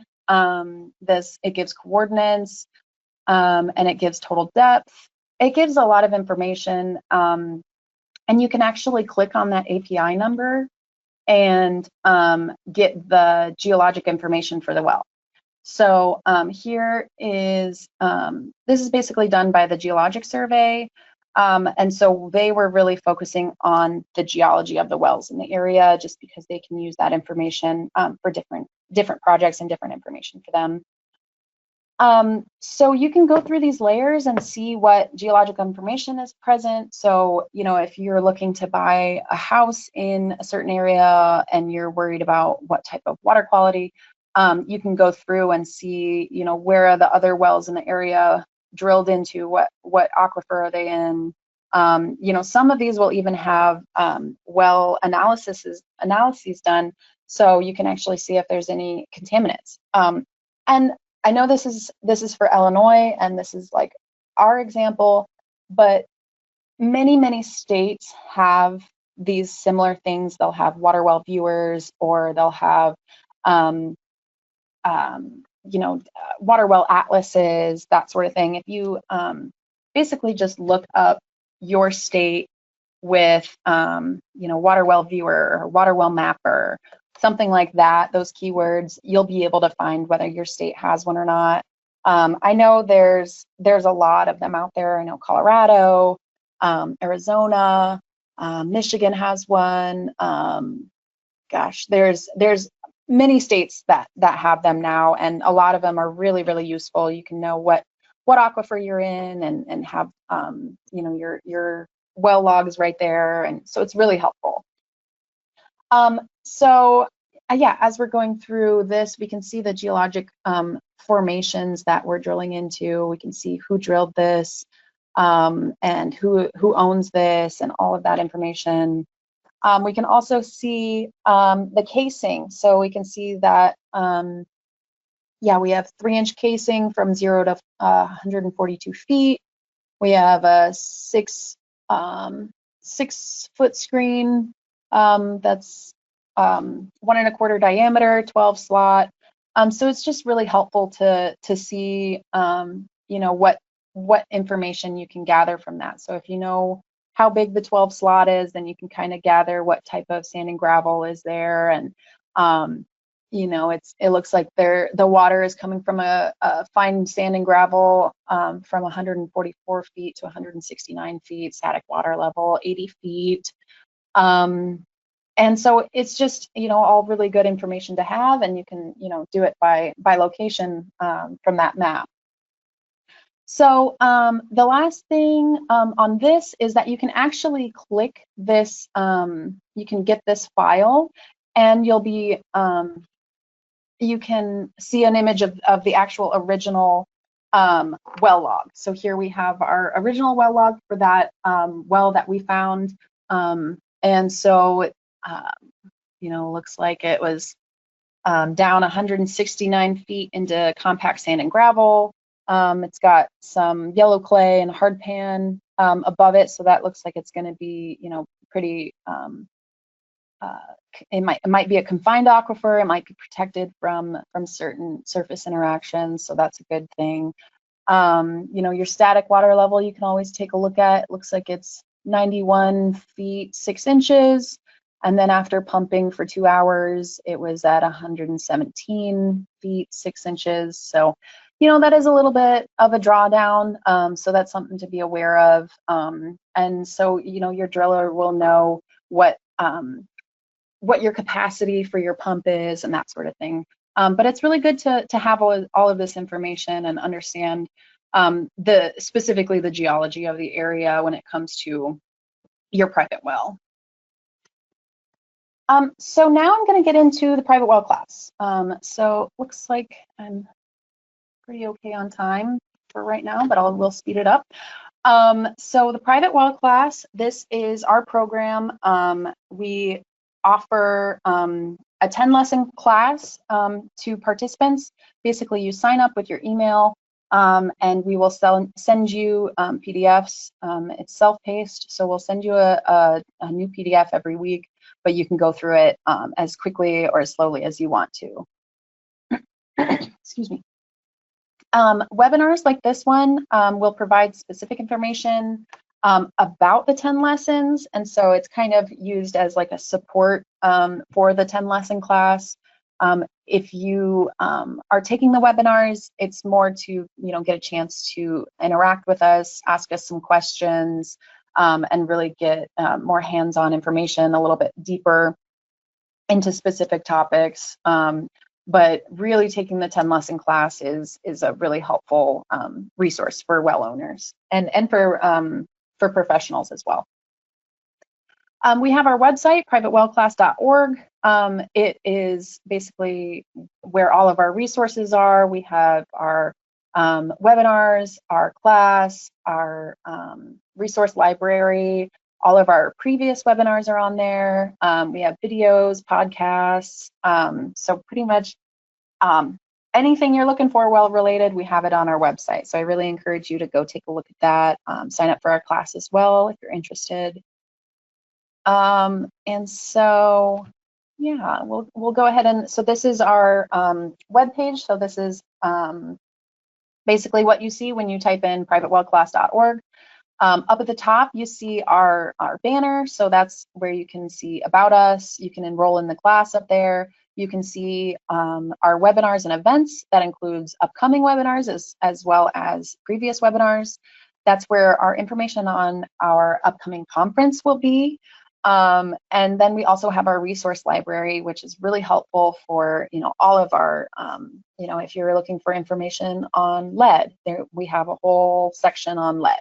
Or if you're interested in, learning about, the class, that's actually where we have our resources, our extra resources for the class if you want, to dig in even a little bit deeper. So that's a really great option for you to just kind of browse in. We also have our help center. So our help center, if you are interested, you have any questions, you have concerns, you can visit our help center and you can call us, email us, or chat with our chat bot. It is an AI chat bot. He's trained on our information, so he's smart. Basically, he knows what he's talking about. You can trust him. And if he's ever a little bit off or we don't necessarily like the answer, we'll actually jump in there and take over for him if that's necessary. And so the other thing I'd like to point out is our upcoming free webinars. So I'm assuming that's where you found out about this webinar. If it's not, go ahead and check out what webinars are coming up in 2026. We have plenty of them.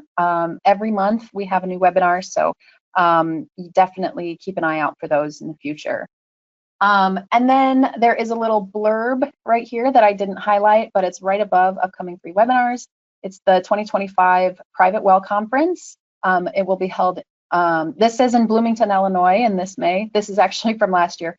So the 2026 Private Well Conference, we are finding a spot for it. So I will get to that in just a little bit, but I'll give you the dates for that coming up. So this is how you enroll in class. Again, that's just up on the banner, and you click enroll in class. All we need is your email, and then we will send, that's not true, we need a couple more things. We need your first name, last name, email, and location, and then we'll be able to send you your 10-week class. You'll get a PDF every week for that. And it goes over a lot of different topics, anything, we've got groundwater, well construction, gosh, I'm blanking right now, but I know there's one that we're actually working on coming up, which will be an addition. So it'll be, we'll have 11 lessons at that point about septic systems. So we're definitely expanding and excited to put out more educational information for everyone. We also offer our class in Spanish. We have the 10 lesson class. We had a Fulbright scholar come and actually translate our entire 10 lesson class into Spanish. And so we can help non-English speakers. So here's an example of our lessons, and this is in Spanish, obviously. So you can see all of our information is still here, and it's translated professionally, and it's a really, really helpful resource for those Spanish-speaking communities. So this is our resource library. Again, up at the top, you can see our banner. So we clicked on resource library. These are just some of the topics of our classes. So number 1 is the science of groundwater.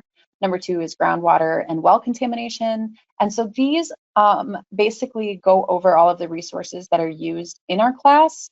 And so this is just extra digging. If you're interested in a specific topic, you can go and find these resources and just learn about that topic and learn from the experts about different topics.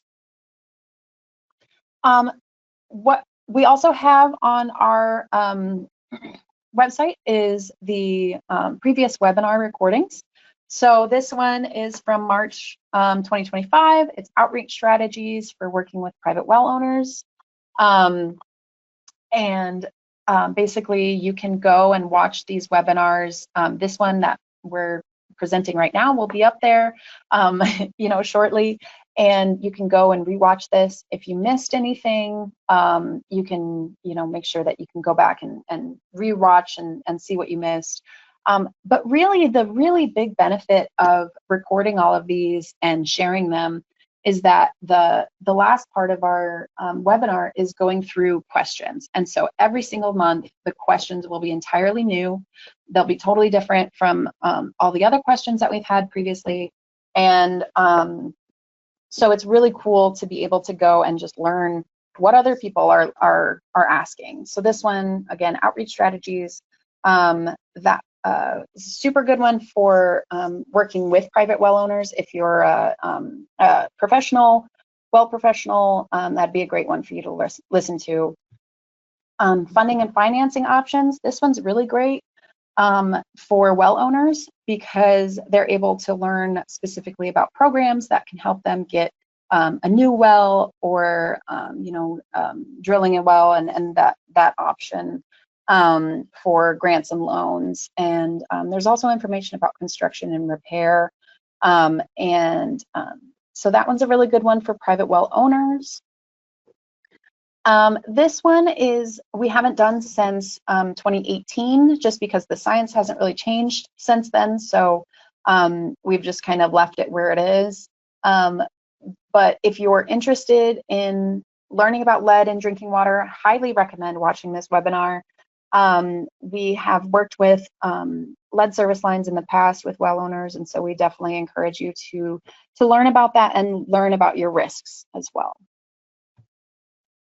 So this is our resources on lead in drinking water. Again, if you're interested in that, it's in our resource library.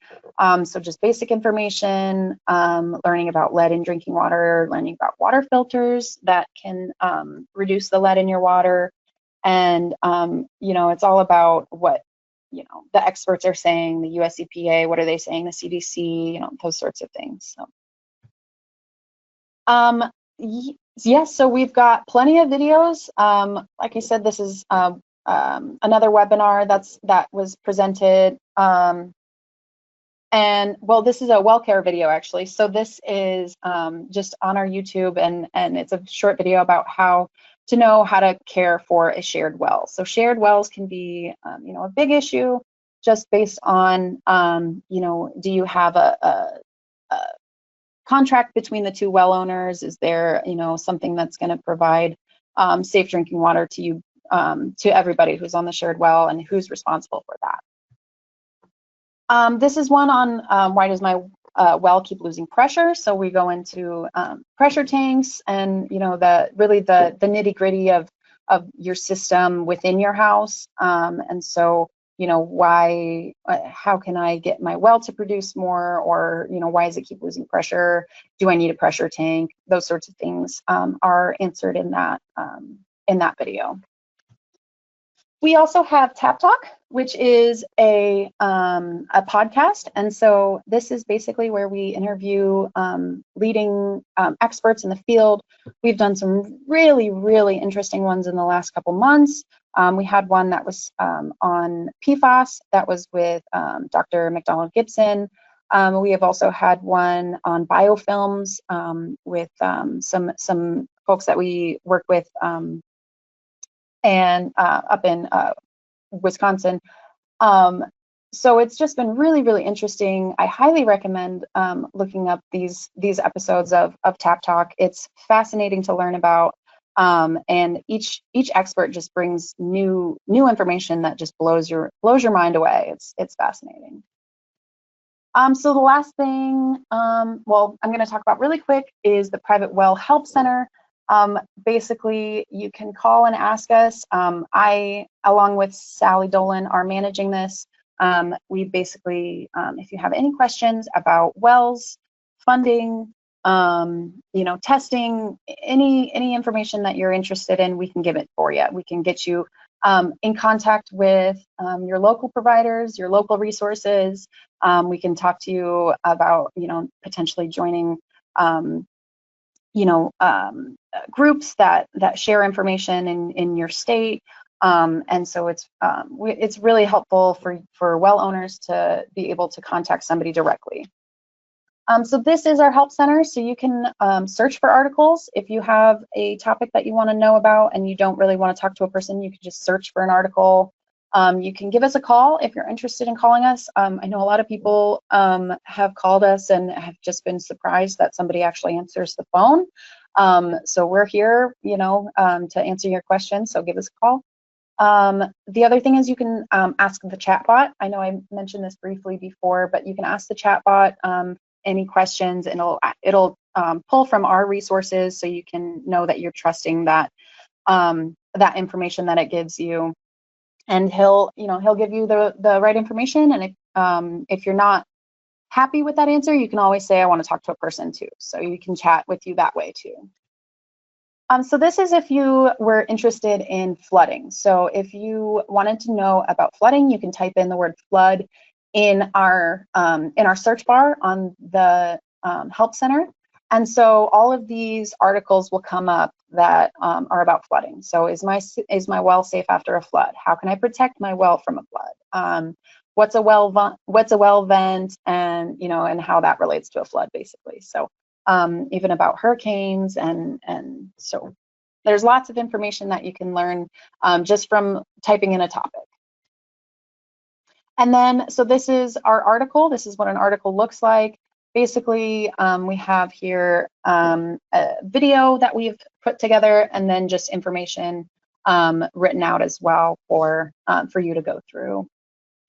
I'm sorry, I'm going a little bit fast here, but I want to get to the questions at the end. So these are our goals. So yeah, it looks like we're getting to the end. So our overarching goals is to give well owners direct, targeted information and advice. So we are super big on education and outreach, but most important is making sure that we're talking directly to well owners and giving them trustworthy advice. So we can tell them why their well is important, why they should understand how it works, and how to help protect themselves from risk. And I think that a lot of our information does that and helps them understand really their whole system and how they're getting their water to their tap. So one thing I wanted to mention before we get to the questions is to save the date for our private well conference. So that will be held May 19th through the 21st, 2026. We are still finalizing a place. We should be sending out information on that here shortly. We're just finalizing some things before we want to announce it. So be sure to keep an eye out for announcements as far as where our private well conference will be held. And make sure you save the date. So now we're just going to go through the submitted questions. I'll answer the questions. These were given to us during registration, and so I was able to answer these before. If we have time, we can go through any questions that were asked during the webinar today. And then Katie is going through those questions and putting them in the question box. So we should be able to go through those shortly. All right, so let's go ahead and get started. So this first question is describe annular seal placement and function to prevent intrusion of surface and near surface water. So this is a great question, and I was really excited to see it so that I can see if Finn will answer it for us. So I went ahead and just popped this into the chat bot on our help center, and it did a great job. It said, you know, an annular seal is the grouted space between your well casing and the borehole wall. And this seal prevents surface water intrusion by creating a watertight barrier that stops contaminants from migrating down from the surface into your drinking water aquifer. So that was a great synopsis of that. So basically, it helps prevent surface intrusion by creating a watertight seal, so water isn't able to run vertically down the well casing. This is done with bentonite pellets or another type of sealant, basically that will expand in water and create a watertight seal. This, along with other proper construction techniques, are important ways to maintain your aquifer. And this is a good way to start. However, if you're on a well and you experience a flood, we always recommend getting your well tested in case your well wasn't properly sealed during the inundation, or if there was just, you know, a very small, minute issue that happened to let water in. So if there's any inundation, definitely get your well tested for harmful bacteria, specifically total coliform, and then just to be safe, you can also get it tested for nitrates to see if there was any surface interaction. Okay, so this next question we had, it was how close can it be? We had a couple questions that were asking about setback distances. So number one, is there a standard isolation distance to a stormwater detention or retention area? And then number two, how close can a well be constructed to a house foundation? So we have this really helpful little diagram on the right, and the next page I actually have it zoomed in a little bit if you can't quite see it. So for a building, you can actually be you can be 3 feet from a building or building overhang. So your foundation, the closest you can be is 3 feet from your foundation. And then the stormwater detention or retention area, I was looking into it, and so what I found was that, you know, your dry wells, leaching pit, that's basically what we're looking at for that. So it's a 75 feet distance for a stormwater detention from your well. So 75 feet for that one. If you're interested, I use this little diagram all the time. It helps me, you know, people ask me, how close can it be from a septic? All the time. And it depends on if it's the septic holding tank or if it's the, you know, dispersal, the drain field, or if it's, you know, a leaching pit. So it just depends on what type of septic system you have going on.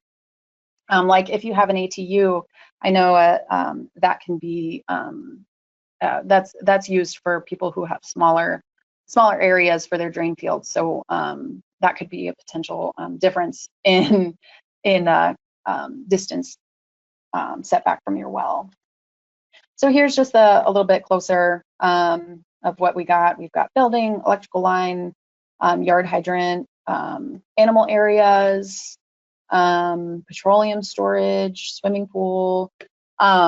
Yeah, so it's just it's really helpful. You'd be surprised. We've had questions about how close can we be to a graveyard. So it's definitely, it comes in handy. So the next question we had was what precautions are needed for winterizing? And my question for you was, is this a seasonal well or is it used year round? Because we talked a lot today about what's called a pitless adapter. And so that basically allows for you to have a frost-free connection year round. And that basically just takes, it is buried underneath the frost line, and that's the connection that you use to go directly to your house. So your well cap is still above the surface, and you know, all of that. But the pitless adapter actually just allows for the water service line to be underneath the frost line, and it allows for drainage so that that risk of freezing and bursting your pipes is decreased. So that's one thing that I would say for winterizing. If you're a year-round well, definitely inspect seals to prevent surface interaction, especially in the winter. Seals can become brittle. And you know, another thing to consider is like road salts can enter the aquifer if it's interacting with your well. Well pits, we talked a lot about well pits, making sure you're not in a well pit and that you have a well pitless or a pitless adapter instead. So that's what I would say for winterizing a year-round well. Winterizing a seasonal well, there's actually information directly on our website about that. So turning off the power, draining the system, disconnect and drain the pump, insulate exposed pipes, and make sure the well cap is sealed, protect the wellhead, clear any vegetation, and then follow your local regulations for that. Okay, the next question was, when purchasing a home with an existing well, how can I evaluate the condition of the well and the quality of the water without hiring a contractor? So we always recommend hiring a licensed professional to do any inspections, including a water analysis. It's the same idea of getting your electrical or your foundation inspected. They'll be able to see things that you might not notice, and they'll be able to, you know, they've seen the same thing 30 times, you know, because they do this for a living. Now, taking samples, there are some companies that we work with that you do take the sample yourself. So it just kind of depends on your level of comfortability with that. And we do have some things that you can evaluate your well on a homeowner level. So we can, you know, tell you to look at the casing, make sure the casing isn't cracked or snapped or anything like that. Make sure that your well cap is properly adjusted, properly sealed, make sure the bolts are tight, you know, those sorts of things.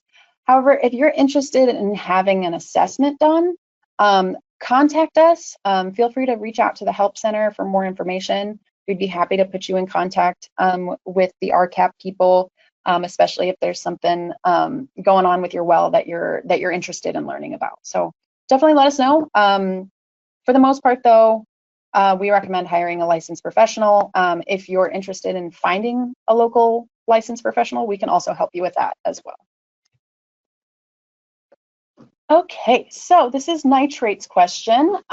So asking if nitrates present in well water is an indicator of surface water contamination or just high levels of organic decomposition, wetlands area, farm lots in the land above the aquifer. What is an acceptable and action level, and what can be done to reduce this concern? So with this question, I did have a little bit of pause just because if your aquifer has high nitrates because of farm lots above the aquifer, then that's surface interaction.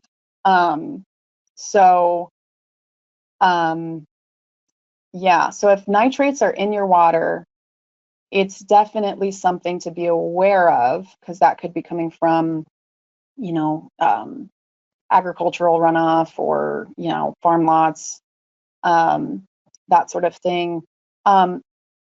So just, you know, if you have nitrates in your water, just be aware that it is an indication of surface interaction.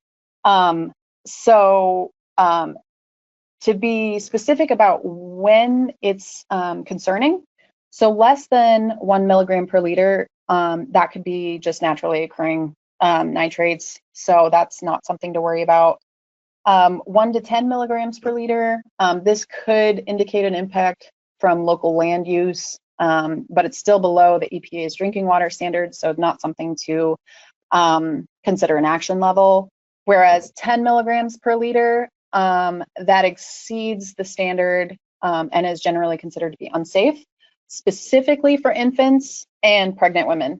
So there's a thing called blue baby syndrome, where if infants are drinking water with high nitrates, they can actually, well, they turn blue because they're not getting oxygen because of the nitrates interacting with their body, basically. And with being so small, their bodies just can't handle it.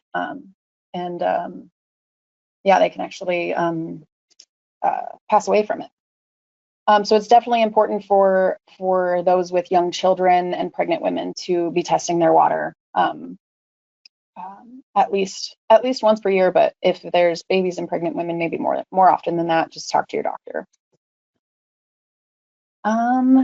Yeah. So yeah, different things can be the cause of high nitrates. One thing that you need to be on the lookout specifically for is septic tanks leaking, and you can also do your total coliform and E. coli testing and see if there's any harmful bacteria coming from your septic, basically. Okay, so is elevation of the property an indication of higher or lower risk for contamination? So this depends on geology and construction. So if you learned anything today, what was it? Geology is confusing. No, geology is complicated. So if your well is in a deep aquifer and has a confining layer like clay or shale, or like clay, it shouldn't matter if your well is on the highest spot or the lowest spot on your property. If you are in a shallow aquifer, then contaminants may run off and infiltrate your well. That definitely, especially if it's an unconfined aquifer. So the other thing is, even if you are in a confined aquifer and you think you're safe, if your well is improperly constructed, contaminants can actually run down your well and causing down your well casing, and it can actually contaminate your well and potentially your aquifers. So that could be a bigger issue, like you're now contaminating your neighbor's wells as well. So that's definitely important to make sure that your well construction is up to code. Make sure you're properly grouted, make sure you have a well cap and casing and sealed and all that. Okay, so this one was a little bit difficult as well, just because it's, a little above my pay grade, I would say. So can well water be treated so that it can be drinkable by a kidney transplant recipient? So first and foremost, I just want to say I'm not a doctor. I cannot give you medical advice. If anything, you should really talk with your doctor before changing your water source. Talk with them about your concerns, about your risks. They would know best for your specific concerns and your specific results. But number one, you're never going to know what's in your water unless you test it. So we highly recommend testing your water and determining if there's any contaminants of concern present in your well. So just because you test doesn't mean that your well doesn't have contaminants. So if you have, if you're testing for, total coliform, E. coli, nitrates, iron, TDS, all those things, that doesn't include anything, that's like pesticides or anything like that. I'm not a doctor, so I don't know what would be concerning for a kidney transplant recipient. So that's where you really need to get a pretty extensive test. And if you like, you can call in and we can kind of talk to you about your options on where to get an extensive test like that. That would include certain constituents. But yeah, so you're not going to know what's in there unless you test for it. So number one, test your well. Number two, consult with your doctor and see what concerns they have with those contaminants. And be sure to take your test results with you when you go to your doctor. Number three, if you once you have an idea of what you need to treat for, we recommend contacting a treatment specialist. We can definitely help you find a treatment specialist. We usually go through the Water Quality Association, wqa.org/find members. It's a really helpful one to find trustworthy water quality professionals. Number 4, decide on the right treatment options for the situation. This is something that you and your doctor have to go through together. You'll just make sure that you want to carefully review any byproducts of a treatment. So like a reverse osmosis makes the water slightly more acidic, which changes the water chemistry. So that could be an issue if you have, galvanized piping or something like that, that could be introduced lead and copper into your water. Or if you have a water softener that's introducing, higher levels of salt into your diet than you would normally have. So it just kind of depends on what your body is able to take. And then number 5 is continuously monitoring your water quality and making sure your well and water treatments are working properly. So basically, like if you have a reverse osmosis that you installed, you have to make sure that you're continuing the maintenance of that reverse osmosis, making sure that you're changing the membranes and, making sure that you're testing and making sure that, you are keeping up to date with that maintenance, just to ensure that your water treatment system is working efficiently for your needs. So yeah, you will need to regularly test your well water, maintain your well, and ensure that your treatment system is working as intended. And that's all the advice that I can give you. So the next question, and I know we're going over a little bit, but hopefully I don't think we have too many left. The next question is drought. How does a well owner know how much water is in their well? This is an interesting question. So groundwater is always flowing. So depending on your well depth, you could potentially look down into your well and see if there's water in your well or if it's completely dry. During a drought, water levels can drop. And so it may be that your water level just dropped below your pump and then it's not completely dry, but your pump can't pull anything up because it's not submerged anymore. So in that instance, you can lower your pump down into the lower water level. However, I would be careful doing this because you don't want to lower it too far down and then you're sitting on the bottom. And then you can actually suck up a lot of sediment-rich water if you do that. And so you're just sucking up sediment and that'll actually burn out your pump. And then your pump was useless after that. And so, and it's really something that like I've heard from well owners that like, oh yeah, this time last year it went dry, this time the year before it went dry. So it is kind of something that is something a well owner needs to know, but it's also something that a well owner needs to be prepared for. So if you know that your well goes dry, in August every year, then you may need to invest in like a cistern for water storage or a water tank for hauling water from a separate water source. It just kind of depends. We've got a lot of calls from, the Southwest that are saying like, I need to haul water. I can't afford it. My well's dry. And so it's a really, really big problem that we're finding more and more, especially with how dry it's been this year. Well owners need to be prepared in any way that they can be for water shortages. Okay, so this is our last question for the ones done through registration. And this one was pretty interesting. And I know Steve's on the line, so if you have anything that you want to chime in with, let me know, and you're more than welcome to. But I'll take a stab at it first. Sure thing. Okay. So what calculations do you use to define a 5-year time of travel wellhead protection area if the transmissivity and the actual thickness of the aquifer are unknown? So this question I went over with Steve a little bit, and we kind of were interested in why you are interested in this, just because this is usually done for community wells that are vulnerable, something that's in like a sand and gravel aquifer that's near industry. So the IEPA, at least in Illinois, so the IEPA has a source water protection data site where you can go and you can actually see capture zones that are being calculated. So this is a project that's ongoing, and we're actually working with the IEPA in this project. So they're looking for capture zones for certain vulnerable wells in shallow sand and gravel aquifers. And so this is to assess if there's any industry or commercial pollutants in the 5-year capture zone that may be an issue, and specifically an issue to water quality. Now for a private, and I do have a couple of examples of what those can look like. For a private well owner, I would suggest talking with your geologic survey. You can't do any of this without knowing, your local geology and your transmissivity. You won't be able to do any of this. All the calculations are based on real world data.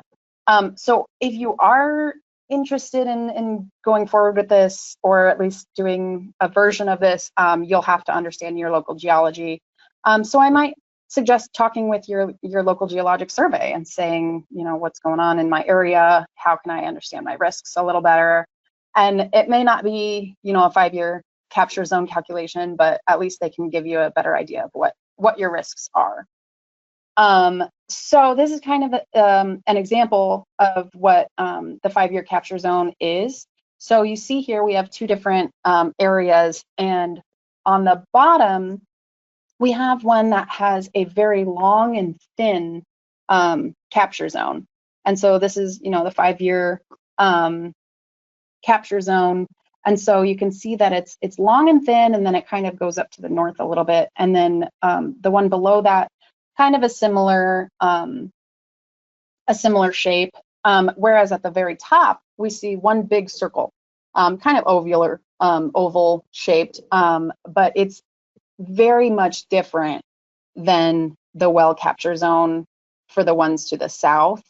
And that's all based on geology. It's based on what types of recharge is going on, what type of sand and gravel, aquifers are in this area. So an example of seeing something that's very similar. So these are just 5 wells in the same area. They all had the exact same information.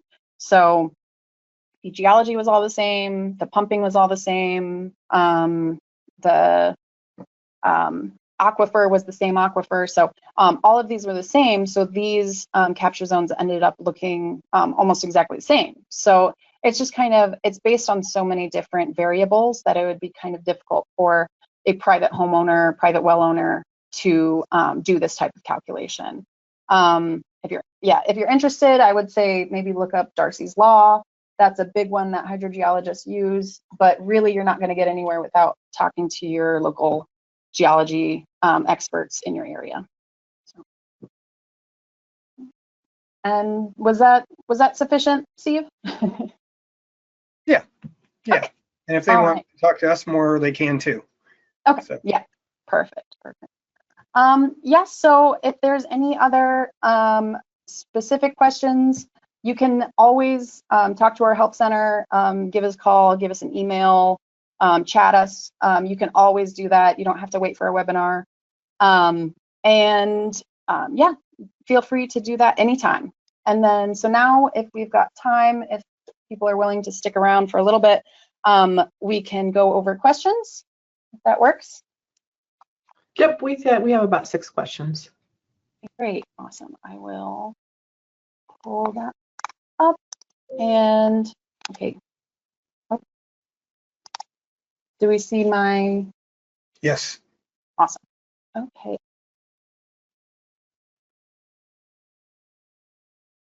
Okay, so the first question, how do they estimate the lifespan of a well when multiple neighbors share the aquifer? Is there a limit to the number of wells in an aquifer? So this really depends on how big your aquifer is.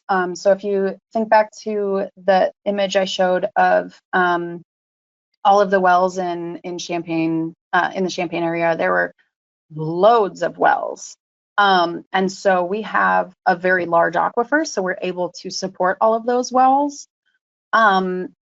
If you're in a shallow aquifer, or an aquifer that produces less, then there could be a limit. It's really based on recharge, how quickly water is getting recharged into your aquifer versus how quickly it's being taken out.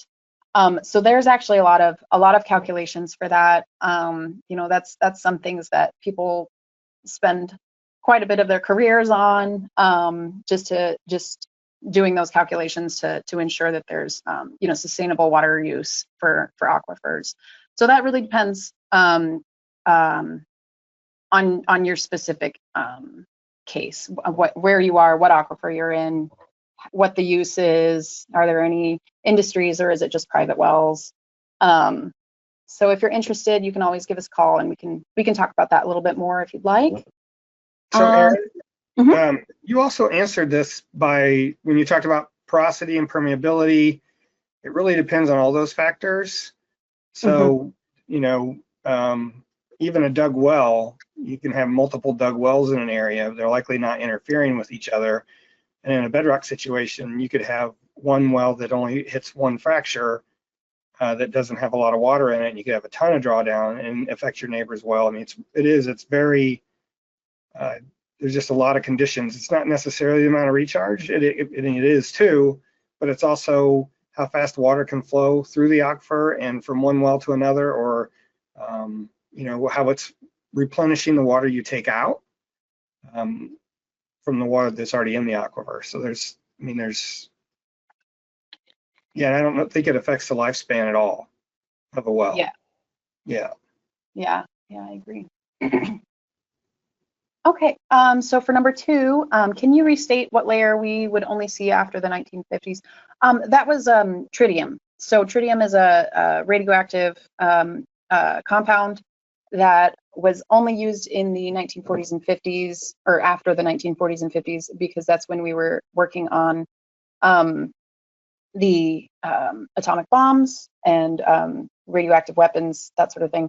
And so tritium is the compound that I said is only in aquifers that have been recharged since the 50s. So it's kind of an indication that your well is being recharged, or your aquifer is being recharged in the common era, from the 50s on, if that tritium is present, because it wouldn't be present if it hadn't been recharged since the 50s.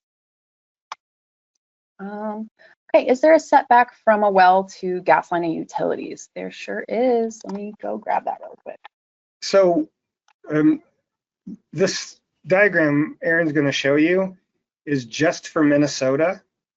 Yes. Most states that have well construction code have their own setbacks. So like in some states it's 100 feet for septic, some states it's 75. And so we use Minnesota's because it's the most comprehensive, but those numbers aren't necessarily the exact same number for your state, and you need to look at your own well code to know for sure what that is. Yes. Yeah, that's a good point. I meant to say that earlier. Yes, different states will have different setbacks, different codes. So for Minnesota, to an electric line utility, it's 10 feet.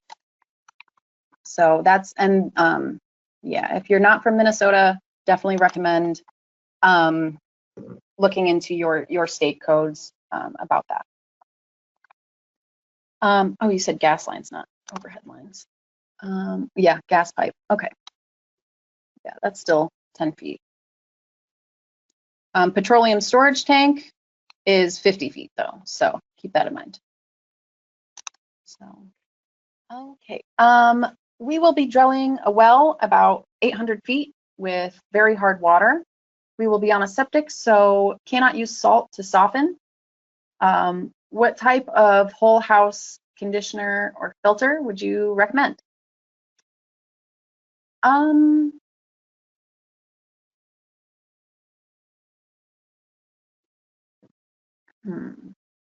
There are. Yeah. Yeah. I'm not sure we're qualified to answer that.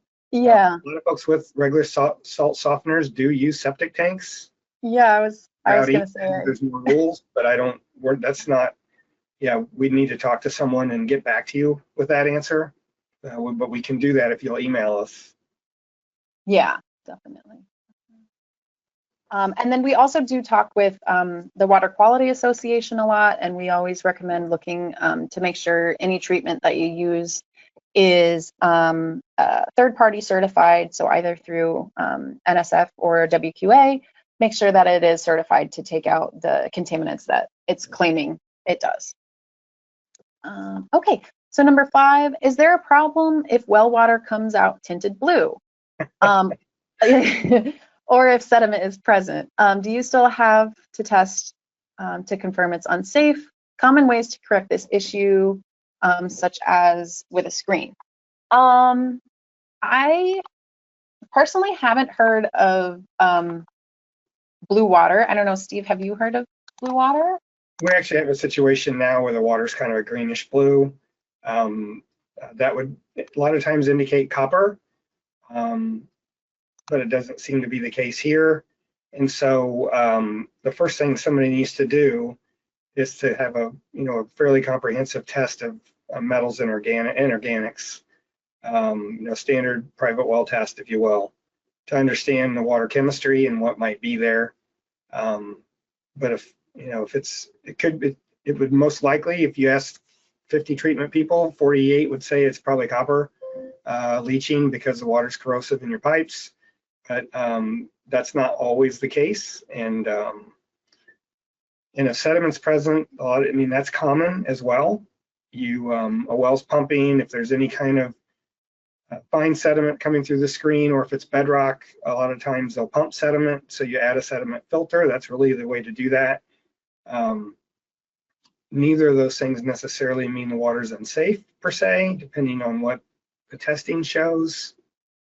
And we're working on that last part, common ways to correct. For a sediment, you'd put in a sediment filter like a 5-micron filter, and that's pretty common in groundwater applications for wells.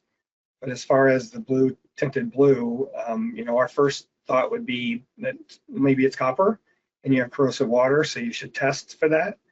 And if it's not that, then it'll take a little more work to figure it out. So. Yeah.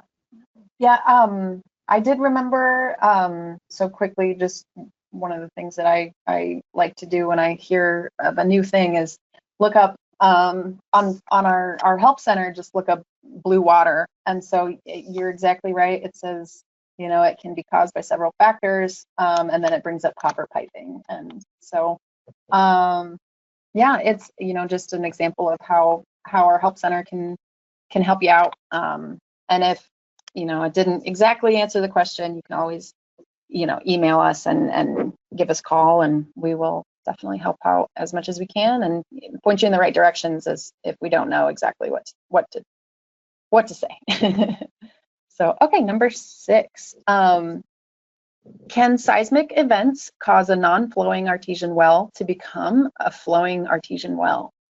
Ooh, that is an interesting question. I have an answer if you want me to share. Do you? All right. Oh yeah, I'll let you jump in. And the answer is yes, it can. It really depends. We're not in Illinois in a major fault zone that happens very often. We have some minor tremors. There's a fault in Missouri. Probably 25 years ago, one of our monitoring wells, after a small event down there, the water level jumped 4 feet. And it's a matter of different fractures connecting with different water levels or different recharge. And so if you're in an area that has seismic events and they're bedrock wells, then I would assume that could definitely happen. I don't know of any other specific cases, but it makes sense that if somehow a new connection was opened up and the water levels are higher in a different aquifer, that it's going to, water wants to be flat. So it's going to push the water up in those wells even further or make them flow.